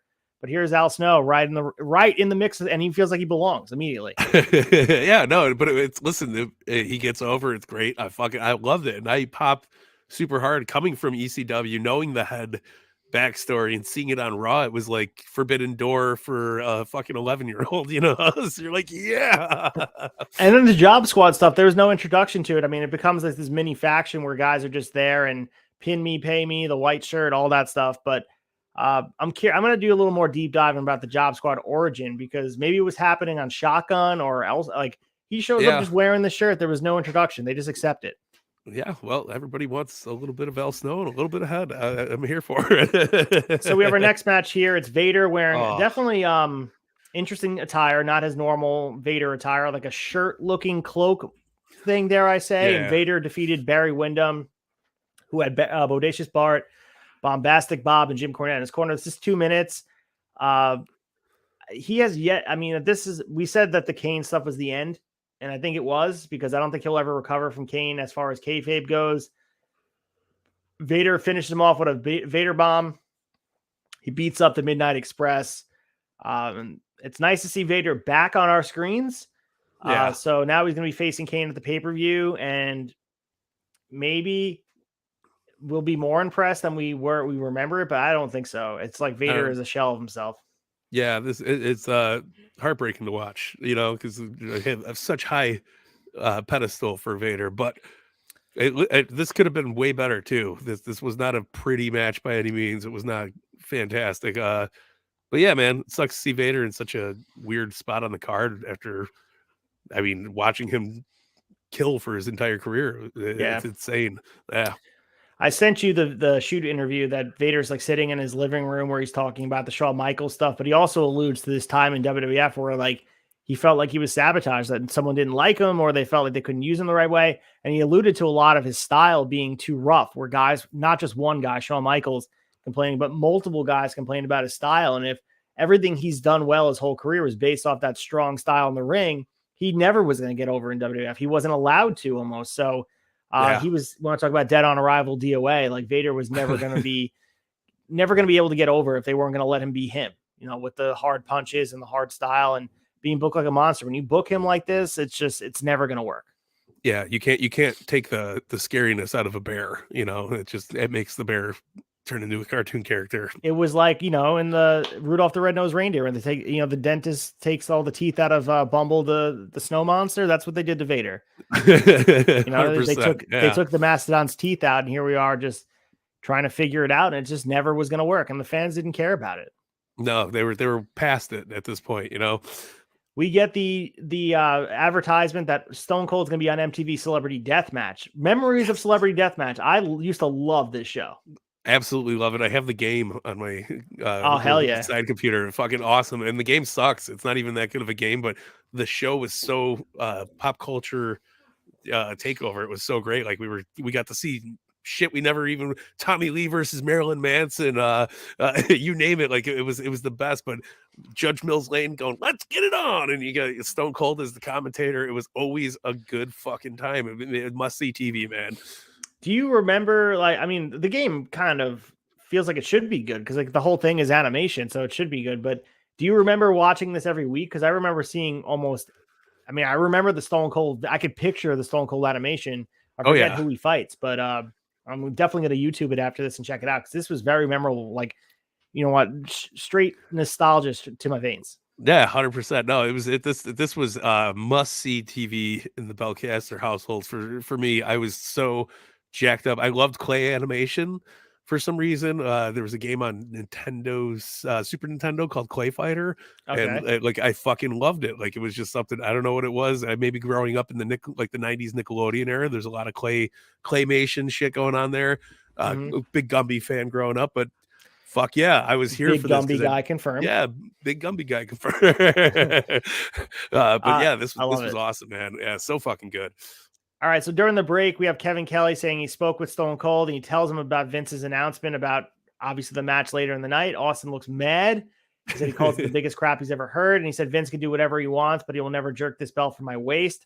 And then Austin says to Kevin Kelly, I want to know where Vince is at. And Kevin's confused. And Austin takes the mic and calls him a worthless son of a bitch. And he goes in search of Vince, which leads us into our next match here. Road Warrior Hawk taking on Skull with 8-Ball in his corner. And of course, Animal is in the corner with Road Warrior Hawk and Sonny. Match goes 2 minutes and 30 seconds. Skull gets the victory here. Hawk is rolled up after he dives into the post, but DOA does a switcheroo here. I think they do the old demolition thing here where they look familiar they look similar to each other, where Skull was damaged, 8-Ball gets in the ring and pins him. Both men colliding. Not a great match at all. No. But you know, and this is again, these guys are trying to be pushed as main tag guys, and they're trying to put them on par with DX. It's just not working for me. No, not at all. And it was sloppy. It was, you know, clunky, and it didn't feel like it belonged on a Monday Night Raw, let alone on the 1998 Monday Night Raw. So we have DX chilling at the CNN Center again. Now they're inside, and they are told that they're not allowed to film, but they are being filmed. And they're walking around a huge lobby talking to the police. Billy Gunn then tells them to tell WCW they are here and that they will get them in. And they pose with a bunch of fans in the lobby, which leads us into another Edge vignette, which has a female voiceover about being the end of all our dreams as he roams the night. So interesting. And Edge is that loner, the character that is, you know, we see him. He just like is watching in the stands and comes through the crowd, and very mysterious character that, you know, I think it fit Edge really well. Yeah, I think they were kind of going for their own Crow gimmick with this Edge thing, and it fit the place. Like it was a little different. It was vampire-y, obviously, but it was still cool. It had like a very unique grungeness to it that worked very well. And Edge, you know, beautiful long blonde locks, right? You know, rocking it early, and this was a good debut package. I think it's cool. I like the vignettes leading up to it. Fucking over. So we also have in the back, Brad shows with Taka Michinoku. They're in their car and they're smoking cigars, and he's trying to teach Taka how to drive, and Taka's just like jerking the car around, and they return and Kai and Tai comes out of the woodwork and then assault them. So so Taka Michinoku and Bradshaw, a little buddy cop situation here with their I loved it. They're doing the driving. Interesting segment that probably didn't have to be on the show, but I'm kind of glad it was. I'm very happy it was. I think this was a highlight of the whole this week's shot of nostalgia. It's like Taco almost running over a bunch of fans on the way out of the arena, and then like just like Bradshaw smacking him over the head and fucking like, "What are you doing, man?" This was very akin to an APA segment before APA came to existence. This is great. Very good call, and which leads us into the other half of the APA. Farouk with Steve Blackman in his corner taking on Jeff Jarrett and Tennessee Lee. This match is quick. 1 minute and 53 seconds. Farouk gets the win by DQ. More involvement from the Nation. We get a brawl ending the match, and Double J has nunchucks, and he's beating up Blackman with them. More mid-card fodder. Farouk and Steve Blackman feel like they are just floating around, and Farouk without Nation is like a man without a purpose right now, and Farouk realizes to find that groove, and he's another guy that could be used much, much better than he's being used. 100%. And this is like Jeff Jarrett's just proving point that he's just trying to fucking stiff his way into any wrestling angle possible. He's like, give me the nunchucks, man. I'll go out there and tag around with Steve Blackman. Nobody gives a shit. So we get Stone Cold heading towards the ring, and after the commercial break, he's in there, and the fans are absolutely going wild. And he said, "I'm not going to cry and complain, but I hate Vince," and he knows that.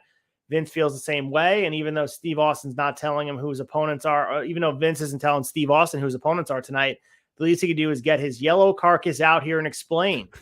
So Vince pops up on the Titantron. He says, "I'm in a meeting, Steve. I can't deal with this right now," in the locker room.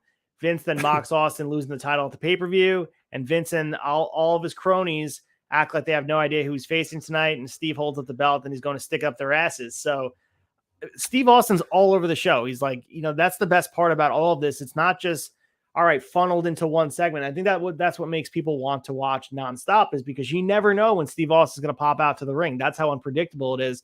You have to watch all 2 hours of Raw. 100%. And I felt like, we talked about it a little bit on the wrap up the last week, but it's AEW kind of had that vibe this past week where it was really intertwined in and out. We got Hangman at the beginning, in that match, and then going into the big segment at the end with the tease of the Elite and shit like that. It shows chaos is great for wrestling, and also keeping that intertwined story throughout one show really keeps you invested into it. It goes by quicker. Your hook line sunk. You don't want to turn the channel. You don't want to go, for a piss break, go grab more popcorn. You got to watch what's going on so you don't miss that awesome Adam Copeland vignette. No, it's a very good point. I mean, that's the thing is, like, with Raw now today, 2023, bringing it back there's so much on the show that feels forgettable. And, like, speaking of Monday night this week, Roman Reigns is going to be on the show. I'm waiting for Roman to get on there. There's not much else I want to see. So I kind of tune in at like 10:30 and know he's going to be on. If this was 1998, there's a chance that Roman is littered throughout the whole show. And that's just not the case anymore, because they know when they want to peak ratings, and they have a formula that's not a great formula anymore. But in the Attitude Era, it was this formula that unpredictability is king, and it continues to make fans want to watch, and then they can't tune out. And 2 hours is a different story than 3 hours, by the way, too. That's another commentary you can make here. 2 hours is, you can really jam pack, put your stars on one show without having as much fodder. Imagine how much fodder would be in 1998 if it was 3 hours. There's so much fodder now. Yeah. I mean, we can go and watch any WCW show in this year in the 1998 and be like, you could have lost like half of that and been all right. But that's where the magic of the Attitude Era was, is WWF had this short time frame to lay their fucking cards out there, get their shit out there, wrap it up and go home. And they did a great job at it. So we have a Best of Val Venus compilation before we lead into Sable coming out. As I mentioned before, if you guys go back to this moment, and just the match is nothing. It ends in a no contest. She wrestles Mark Marrow in an intergender match here, which was never going to happen. But her reaction when that music hits, it is only second to Austin, if not like bigger than Austin's first pop of the night. And I'm not saying she's more over than Austin, but goddamn, she is absolutely over with the crowd. They come unglued for her. She's a huge star. And like, it's crazy that she's completely whitewashed from history. She's no longer involved. And it's like, she was the whole women's division at this point. Yeah, it's insane. And a prominent spot in the women's division. This wasn't, taking back and bra and panties matches, even though she was involved in them. She was a girl in a really shit relationship trying to stand up to her husband, the character husband at the time. And it was a beautiful, well done storyline. Not so much with matches like this, but the actual storytelling behind it was great. And she was the queen of that castle, man. And it was great for the time. And like I said, this was not much of a match. It was just a moment. It's fucking classic. If you look back in time, Sable eventually powerbombing Mark Marrow, and the fans eating out of the palm of their hands. They go nuts, and the crowd losing their mind, like I said, and Marrow is throwing a fit in the ring, and she walks off. They break up pretty much. It was a no contest, but just like very cool moment to see Sable powerbomb him. And obviously this is not par for the course during the time. So fans reacted super strong, and Mark Marrow gave her a lot here also. That's a big part of this as well. The equal playing, they both play their roles in this, and Mark Marrow really helped put this whole thing over with his reaction to Sable powerbomb, and he sold it like a champ. Yeah, 100%. This is the best thing Mark Merrow has done with his wrestling career. That's a very good point. I mean, I did like his TV title reign, but we can talk about WCW another day. But we have Undertaker arriving at the announce table, and he's just not happy with Jerry Lawler because of his involvement with Paul Bearer. And Jerry Lawler's like, "Listen, bro, I was talking to Paul Bearer. I happened to hear him." And Undertaker just absolutely lays into him with some hard right hands. He takes Jerry Lawler, puts him in the ring, and he hits him some more, and then he hits a choke slam, and then he lifts him up for a tombstone, really jams his head into the mat. Lights go out. Here comes Kane. And Paul Bearer is rambling about something, and he wants Undertaker to start believing, as he was right, about Kane being alive. And next week he's going to prove that he is Kane's father. They leave, and Lola tries to, but then he's giving another tombstone. So more par for the course here. Kane is, and we'll see that crazy segment next week on Raw when we review it, where Kane's in the doctor's office wearing a ski mask, where Paul Bearer is getting his blood drawn, be like, "I'm really Kane's father." Crazy stuff here. Lawler sold, and it's also interesting too. Like, we always think Jerry Lawler's so old in this moment. Like, he sold it like a champ. Jerry Lawler 100%. was like, I mean, the utmost professional, and sold it like a champ, and it was everything because he was involved too. Like, that's the other thing. Yeah, and not pretty looking tombstones either. Those were some stiff looking tombstones, and he great fucking job. I love Lawler here more than I think I like him in a later career. Like, he's so sleazebally, and he's not quite in the puppy stage yet. So it's like he's still got all his credibility. He doesn't come off like a scumbag. So I like it. I'm here for it. So we saw Al Snow join, coming through the door at the entranceway, but now he comes out to the ring, and he's joined by JR, and there's some fans that are pumped to see him. And Jim Ross wonders, why the hell is Al Snow's here? Al Snow's here in the first place. And Al Snow's not happy, and he starts talking to the head. Security comes out, and they want to see Vince, and they tell him not to touch him. So Al gets to the ring, shows up the head, and then exits through the crowd. So this is an interesting way to introduce Al Snow to the audience, and fans were familiar with him with his shtick in ECW, and they were definitely happy to see him. And he's a pivotal point we mentioned the hardcore division. He's going to be a huge piece of that. And he's also a good, very over mid-carder that, like, you need those guys that really stabilize those divisions to make it a little bit must-see TV when he's on the screen. 100%, and a weird tie around, because it does not belong together, but it does. I think the importance of having El Snow debut like this is that he had a following so big in ECW that it just made sense. It was much akin to Cody Rhodes coming from AEW to WWE. Not that El Snow got to that main event at WrestleMania level, but I think having the hype from the other company and coming into a place, you don't need much to get the guy over, especially like a Cody Rhodes, right? So having him just show up at a match, it makes the complete total sense that it was debut with Seth Rollins. So like same kind of vibes. Crowd fucking went apeshit for El Snow here, and it's because they are familiar with El Snow and ECW. It just characters fucking connects. It's awesome. Very, very true. And we have DX leaving the CNN building, and they're pretty much just on their way to where Raw is in Baltimore. And the DX music hits. And at this point, you got to remember that they're still heels here. Like, they're heels. And like, at this point, they're going to have to be face immediately, because they're getting huge reactions. And obviously Stone Cold's character, if you really want to break it down and put down what he does on a weekly basis, he is a heel too in general. So the anti-hero is the name of the game here in WWF 1998. DX cuts a promo. And obviously we get Owen Hart coming out and saying that it's time for a change, and he has some unfinished business with Triple H, who's right there waiting, and he stops at the ring, and here comes the Nation at his side. So we get Owen Hart with D'Lo Brown, Mark Henry, Kama Mustafa, aka the Godfather, and The Rock in his corner, versus Triple H with Billy Gunn, China, Road Dogg, and X-Pac. Match ends in a no contest. This is a non-title match. Goes 7 minutes long. Pretty good match here. But the finish wasn't there. They couldn't commit either way to making a decision who should win here. Owen looked really good here. This is the best, as you mentioned before, last week. Owen Hart looked the best he's looked. I guess he's fully healed. His ankle feels better. And him and Triple H have very, very good. This was definitely better than their WrestleMania 14 match by a lot. Miles, and it was short and on a Monday Night Raw, so that's saying something. But it was good back and forth between the two. I really, really enjoyed it. So we have Dustin Rhodes on the ramp, and he's lighting his Goldust attire on fire. And he claims he has worked too hard for Vince during the last 3 years. And I lost my dignity because of Vince's sick imagination. Dustin Runnels, aka Dustin Rhodes, blames him for losing his father. He has caused him heartache and his family, as some fans scream obscenities at him. He's upset for being put in the ring against Kane. He wants Vince to look into the flames as Goldust dies tonight, and he will never forget the name of Dustin. And he got a pretty big pop for saying that at the end. But your thoughts on this? I mean, you were comparing it to the Cody stuff earlier off. Yeah.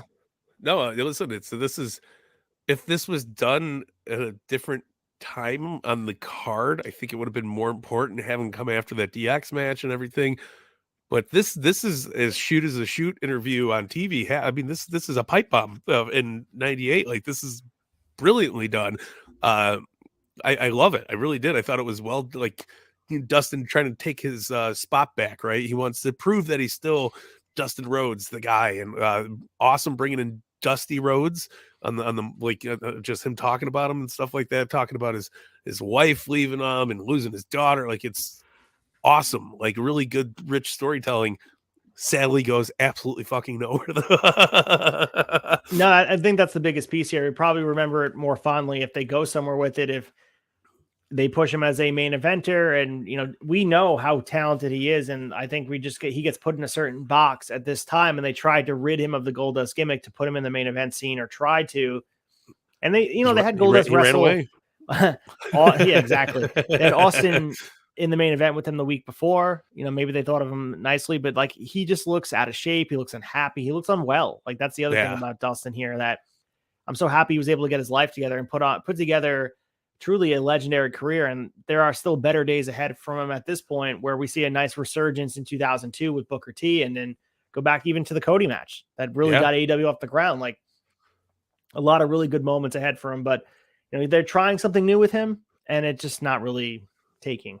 Which I believe if they did this nowadays, and it was a different time and era, like being a victim of the times, right? As much as we were talking about earlier, he was a victim of the times. I think this would have been huge on television and now aspect, especially when he did the Dustin Runnels and walked off, like, beautifully fucking well executed, man. It was a really cool moment that just it as much as Goldust did, it died and burned up that night.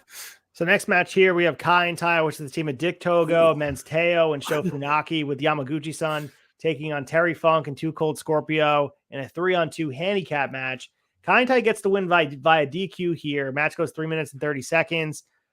So Bradshaw running down, rolls too far in the ring, and he's up and sends him fleeing with his bull rope. Taka lends a hand, and Funk and Scorpio are DQ'd. Fun match. Different personalities. Kai and Tai getting a little shine here. They're not so much the comedy act we come to know them as.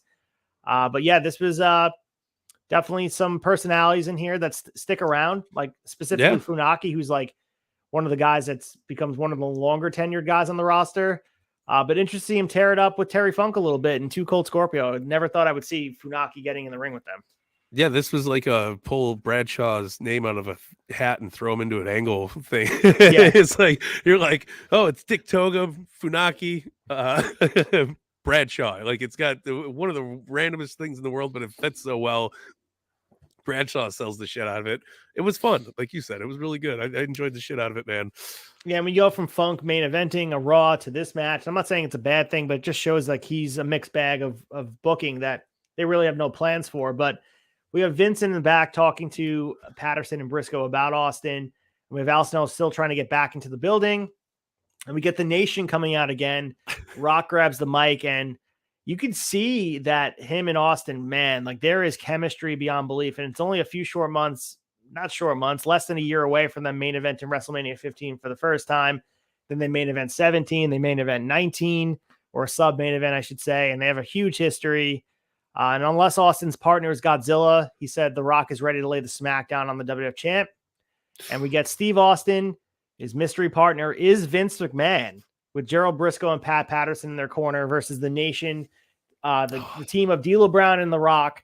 Match goes 9 minutes. They obviously delay the introduction of Austin's partner, and now it becomes Vince who's wearing the ref shirt. Vince doesn't get in the ring, and then when he finally does, he hits Austin, and everyone is just Everyone is Losing their just shit. kind of waiting for Austin to get up on this, but he's overwhelmed. I mean, he has some good moments with The Rock. They go back and forth, but once Vince is getting in the ring, and the craziest part is how the end happens, man. Like, we get chaos. You want to talk about end of the match chaos with all the different personalities, and JR absolutely loses his mind as they go off air. I'll let you take it from here, but man, what fucking chaos to end the show. Yeah, no, you're talking, a plan pulled out of 96 WCW Nitro, man. This was just everything and anything, but big shout out to the Briscoes doing their thing in style throughout this whole match. I love Briscoe and Patterson. It's just fucking awesome, man. So good. But I mean, we dent got in your car. Do you need a dent fixed? They go to the Briscoe Body Shop. Man, now we need just Briscoe Body Shop shirts right away. But this got absolutely fucking wild. I mean, we had Dude Love out there, we had Dustin Rhodes out there, we had DX. Like, it was just pandemonium, chaos. Very, very good. Leave you jaw hanging. Jim Ross doesn't even know what's going on. By God, everything chaos. DX is out here. It's Ken Shamrock. It's the Legion of Doom, damn it. But just a beautiful Raw, awesome main event. Beautiful way to just move that story, like, and just keep it going, dude. Fast track. This is the express train going straight to my goddamn nostalgic heart. I'm having a blast. They killed it. Absolutely killed it. Yeah, I mean, then, like, we talk about the lack of work rate, but there's so many moments in here. And if you think about it, Al Snow, DX invading CNN, Austin and Vince, Dude Love, DX, Lawler getting his ass kicked in Tombstone, Sable powerbombing Mark Marrow. There's so much that happens on the show, and feels like WWF is really in a rhythm where they're just recognizing a formula and leaning into it and then upping their game week after week. And it's just becoming better and better. And I think it's all driven on the fact you have the best heel in the business, maybe the best heel of all time in Vince McMahon. Like, he is the best antagonist by all means in the history of wrestling, in my opinion. And it's evident here where he fits really well because he doesn't, again, it's not about work rate. It doesn't matter. It doesn't matter how sloppy his clotheslines look. Doesn't matter how shitty his kicks look.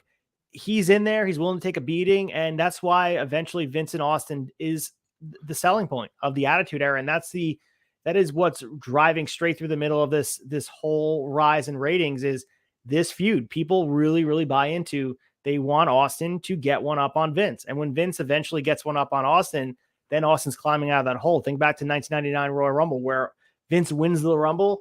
Is he going to be champion? What the hell just happened? How are we going to get Austin back where he needs to be? Absolutely amazing. I loved it. Yeah, he hit it right on the fucking head, man. Awesome. So we moved to Nashville, Tennessee at the Nashville Arena, May 18th, 1998. And this is hot off the heels, as we mentioned, two really good shows. And Vince and his friends come down to the ring and they pretty much brag about the clothesline that he hit Austin with. And he said Austin has a concussion. Vincent brags that Austin had coming and he deserved every bit of what he got. And he said Austin's taking the liberty, and this is only for Austin's protection. He's decided to bar Austin from the arena, and some people might find this video humorous, and they show Austin arriving earlier, and the security guy comes out and tells Austin, hey, dude, just doing my job, following orders. You're not allowed to come in. I don't want confrontation. Austin says, all right, I'm going to go back in my truck 5 minutes. I'm a couple Steve Weisers. I'm going to come back out, and either way I'm getting in. It's either I go through you or you're going to move to the side. And, the guard has, and then obviously Vince is laughing about in the ring, and he calls out Dude Love, who talks about Steve's reign coming to the end, and he's interrupted by the fans chanting for Austin. And he said, dude is getting younger, more handsome, and smarter every week. May 31st is going to be a great day as Briscoe will be raising Dude's hand in triumph, and Patterson will be saying Love's name in victory, thus putting an end to Steve's title reign and all his vulgarities and cursing and middle fingers. It's over. Summer of Love will get underway through May, June, July, August. Yeah, what do you think about this segment? I thought it was good. I mean, Dude Love is hitting the nail on the head. This is like ECW 1995 Foley turned up to 11 with the Dude Love character. Yeah, no, this is great. And this is like all my childhood this is why I fell in love with Mick Foley is these little segments. Like I was already hooked, line, and sinker with them, but as a kid, I hated them, but rewatching this is just more the reason of like, damn, this is the Mick Foley. This is why I'm a fan, man. This is one of the reasons why I'm such a diehard for the love of pro wrestling. So we get the aforementioned Dustin Runnels coming out, and he joins this segment, and Vince says it's not his fault that he's a dysfunctional family. I gave you an opportunity, and you threw it away, and you threw away your gimmick. Oh, And Vince said, I'm willing to give you an opportunity tonight, and you will face the man who sees his opportunity. That's Dude Love. If you can beat Dude Love, then you're going to be number 1 contender. But if you lose, then you will not be paid for 30 days and not have to work. Dustin responds by punching Dude Love, and he gets absolutely demolished by Love and Patterson and Briscoe, and they keep trying to get at him. So cool opening segment. They're doing this mini push for Dustin a little bit. They're trying their best to put him out there, and I think they see the lineage of the Rhodes family. But yeah, it just fizzles out. I can't imagine this goes much further than just this week. no, but this is awesome Vince growth. Yeah, I gave you an opportunity. You're seeing that's that slime ball prick that Vince could be, and it's so good. He's like, I'm going to give you another opportunity. It's the man with opportunity right here in this very ring. You got to love it. You absolutely got to love it. So Lawler arrives in a minivan, and there's a guy with a blanket over his head. He says, I want him to be inconspicuous, and they're stopped by security who make sure it is not Austin. Jerry Lawler assures him that it's not, and he's there to take care of Austin and others. And he tells him to look, and he does not, and he gives him the go-ahead. So it's not Austin, it's a mystery person. And we have no matches yet, but we have Lawler opening doors and looking for people, in just making sure no one else is in the way with this guy with the blanket, which leads us into Val Venus's debut match. After all the vignettes, they give him a long period of time here, and this is Val Venus taking on Scorpio, our favorite Too Cold Scorpio. It's Flash Funk, 6 minutes and 9 seconds, and same music, same presentation, the towel, all of it. Decent match, I gotta say. It was a pretty and I know you have a good dance partner, but seeing the money shot at the end too, one of the best splashes you'll ever see. You got to clip that so it comes out of context. Literally. Yeah. Yes. Someone else do that for me. That guy who commented on the first video, like, you guys got to clip your funny moments. Here, clip that shit right there. There you go. But you hit it right on the fucking head. I mean, it came, it saw, and it came again. this was so damn fun, and I this is why I was a Val Venus fan. He was unbelievably good in the ring.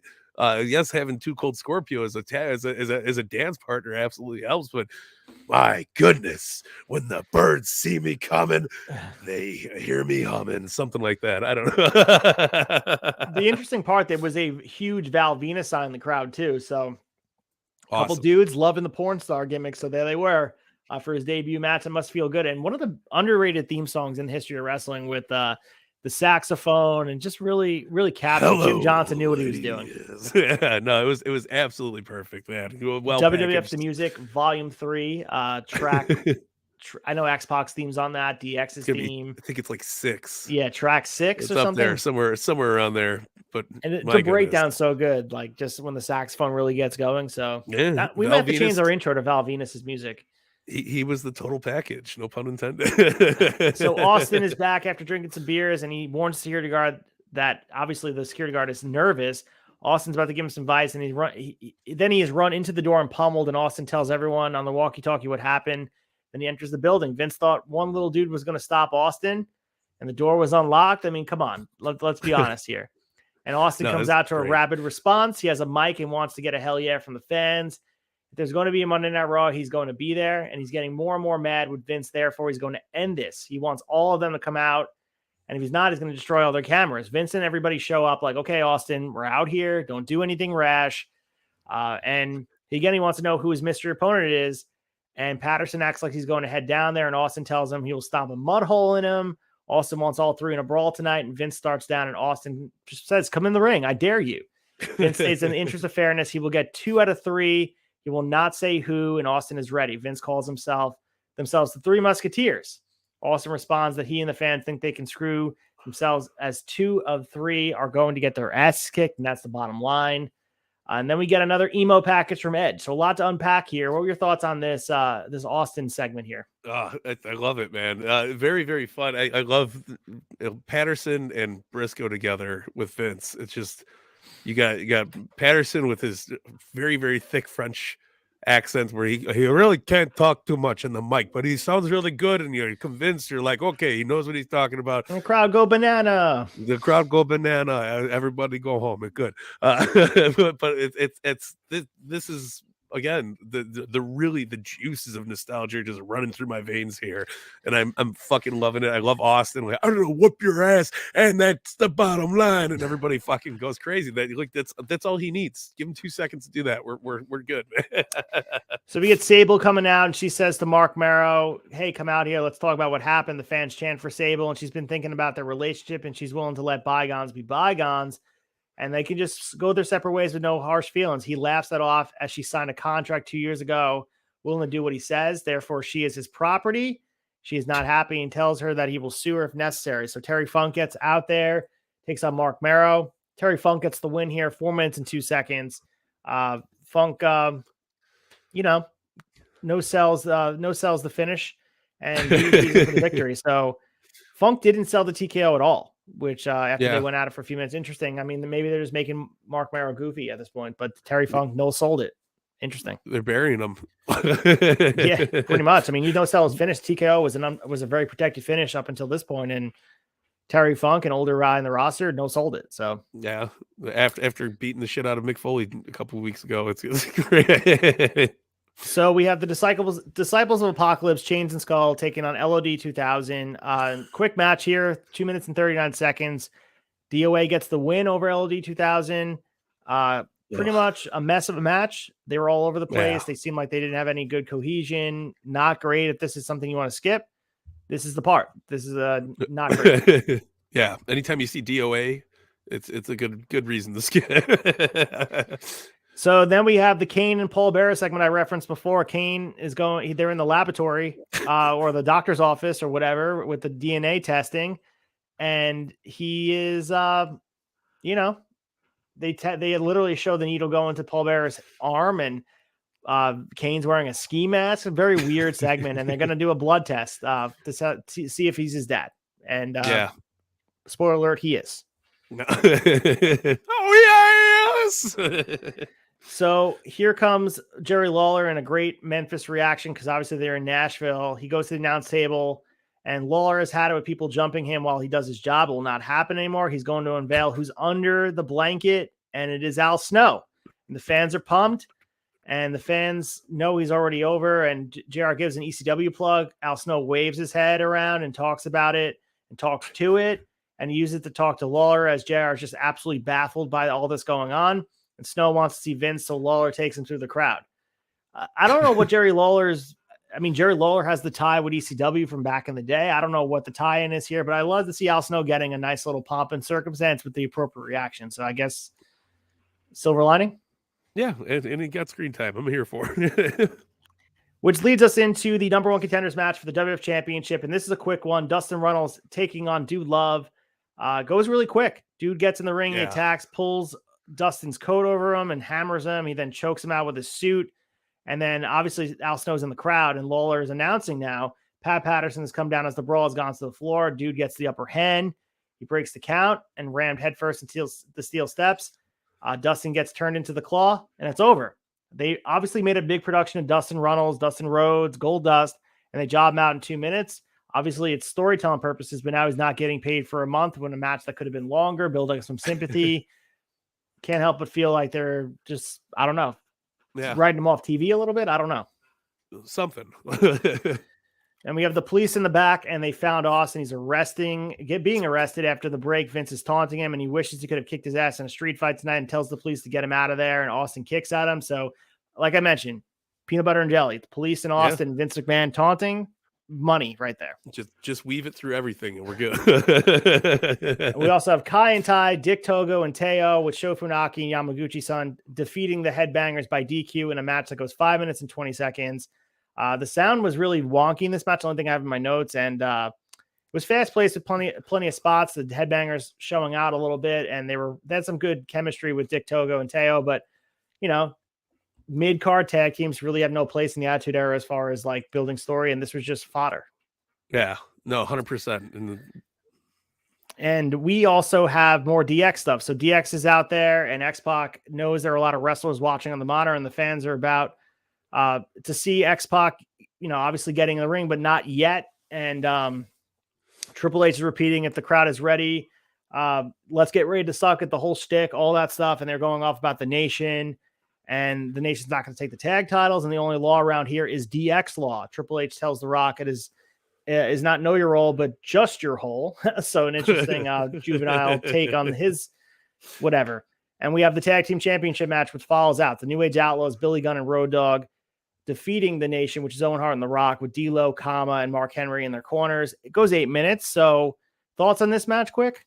It was a good back and forth, but like the storyline aspect of it was a little out there. I mean, they get people turning left and right. They got, the Owen Hart's just a heel. Like it's it's weird, So a lot of loose ends to wrap up, but left you wanting more too at the same time. It's still a really good match though. So Austin's in the back of the police car, and then he's released, much to the chagrin of the poor security guard, unbeknownst to Vince McMahon. And Kevin Kelly's in the ring. We have that segment where the doctor states Paul Bearer is unequivocally Kane's father. Here comes Kane. Paul Bearer yells that he's not the man who cried wolf, but the fat man who tells the truth. He says nasty things about Undertaker's mom. I think he calls her a whore. Back and forth. Vader and Kane collide in this match, where Vader comes out, building up their match over the edge. Kane's his father. They did a blood test. This is like Maury Jerry Springer stuff. Yeah, no, it's you are my son. It worked. And for our main event, Mike Belcaster, it's Gerald Briscoe and Pat Patterson taking on Austin in a 2-on-1 handicap street fight, stacking the deck against Stone Cold. Sergeant Slaughter's the ref. Austin comes down and Slaughter checks him and checks like for, brass knuckles, stuff in his tape. Grappling hooks. Pat and Briscoe double team him and they assault the leg, and Austin's hit with brass knucks. He's covered and he kicks and unloads on Briscoe and Patterson, beating them up. Slaughter tries to get involved, but he's beating up and stunned. And then we get all the chaos. Dude runs down and he's beating up and clotheslined to the floor. Austin assaults him, and now he comes Dustin Runnels and attacks Dude Love. He has a chair and hits Austin, and now Vince is out there trying to look like, trying to look innocent in all this. And Austin goes after him, but Dude goes after him and gives him the claw, and Austin comes out. I mean, this match was chaos from the beginning. Obviously, you want to protect Austin. Gerald Briscoe and Pat Patterson really can't take bumps at this point. They do get stunned, but not too much to be in the main event here. But this had people reacting. I mean, yeah, did his job to advance the Austin Vince feud. Like, whatever, it is what it is. Yeah, exactly. No, it was good, and again, it was good to see Gerald Briscoe and Pat Patterson get their comeuppance, and I dug it, man. It was fun. Yeah, I mean, the only correction I'd make for the whole show is the Dude Love Runnels match, but other than that, I mean, it just progressed a bit more talking than 2 weeks prior. But obviously, they're trying to cover all their bases by really tying all these stories together. So yeah, a lot of police segments, so it works. The crowd was loving it. All right, let's get into the chaser and talk about our favorite part of the three Raws and figure out what's our favorite. The chaser.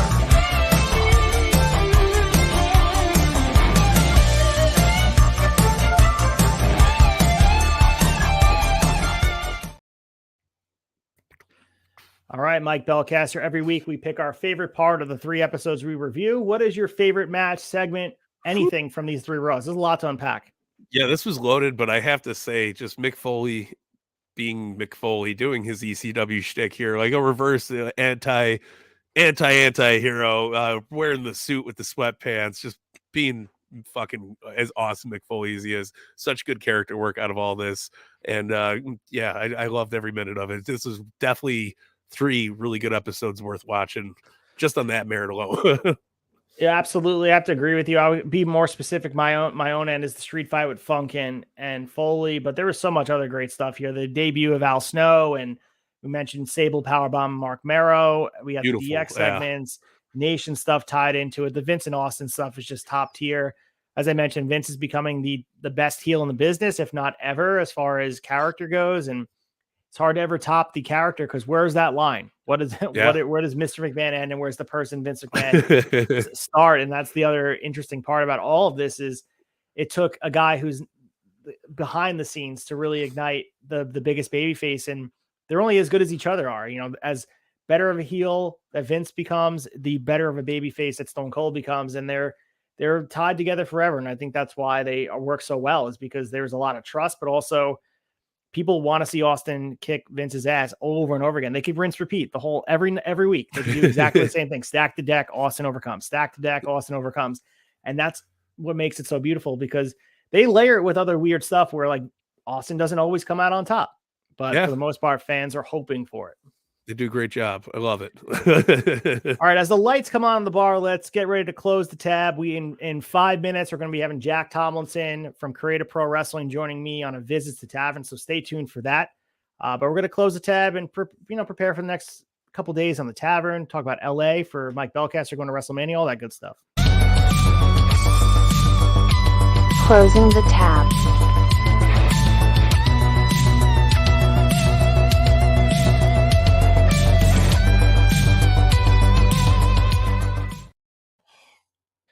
All right, Mike Belcasters, the lights come on in the bar and we say goodbye to everyone and get our weekend started. Next week's show is episode 9 of season 3. It's going to be airing, believe it or not, 3/31/23.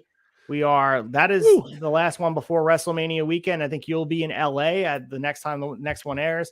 We'll be talking about May 25th Raw, Over the Edge 1998, headlined by Dude Love and Steve Austin, and June 1st Raw, believe it or not. So we are on episode 9 of 22. So we're heading our way through all of 1998 as we get prepared for some really interesting stuff throughout the Attitude Era. But what else is going on in the Mike Belcaster world? Fig Night, all good stuff. Yeah, man, I'm going. Listen, you said it best. The next week, I'll be in 2 places at once. Two, both of us will be. Amazing though. I'll be out in Los Angeles, California, hanging out, doing my WrestleMania, first WrestleMania since WrestleMania 22. So I mean, it's a long time coming, since 2006. Mike Belcaster will point at the sign and just be so ever happy to be there. But there's a lot going on that weekend. I don't know where I'm going to be turning up, but guys, all you got to do is just holler, go Mike Belcaster, Turnbuckle Tavern. I'll show up. He has stickers. He has stuff with him. Maybe he'll be wearing a Gerald Briscoe shirt. Maybe body shot. If I got you a Gerald Briscoe shirt, would you wear it? If I sent it to Chicago overnight from Redbubble, would you wear it? Absolutely wear it. Yeah. All right, I'll do my best by looking for it. Yeah, man. Fig Night, all that fun stuff. We're hanging and banging, man. Fanging and banging, as Gangrel would say. I just unboxed 2 super rare Chase figures this week, so go back and watch that. Awesome time. We got a Fig Cam now, kind of like the Kiss Cam, but I mean, this is, you get high def, really good quality pictures of the figures as we're opening them. So we're growing and showing, brother. As Val Venus would so beautifully say. But I gotta say, man, this has been fun. As we move through WWF 1998, we get prepared for the next couple seasons. So stay tuned. Also, if you guys are looking to follow something new on Instagram, at No Cell Studio, I'm looking to kind of expand the graphics I make. If you guys see some of the graphics we make for Shot Nostalgia, AEW Wrap Up, and also some of the match graphics for Remarkable Wrestling, I'm looking to expand in that area and help other independents out. So follow at No Cell Studios. I'm live from it right now, but it's a nice little social media presence. Gonna be posting some fun, interesting stuff on there. But as always, guys, it's been a lot of fun. We got Vince Russo on our ear. He wants to say goodbye to you guys. He'll do it quick. You want raw? I'll get downright nasty. Yeah, all right, Belcaster, lead us out. We'll see you guys next week. You want fluff? Hit that end button, because we're coming back next week, hotter and stronger, baby. We'll see you guys.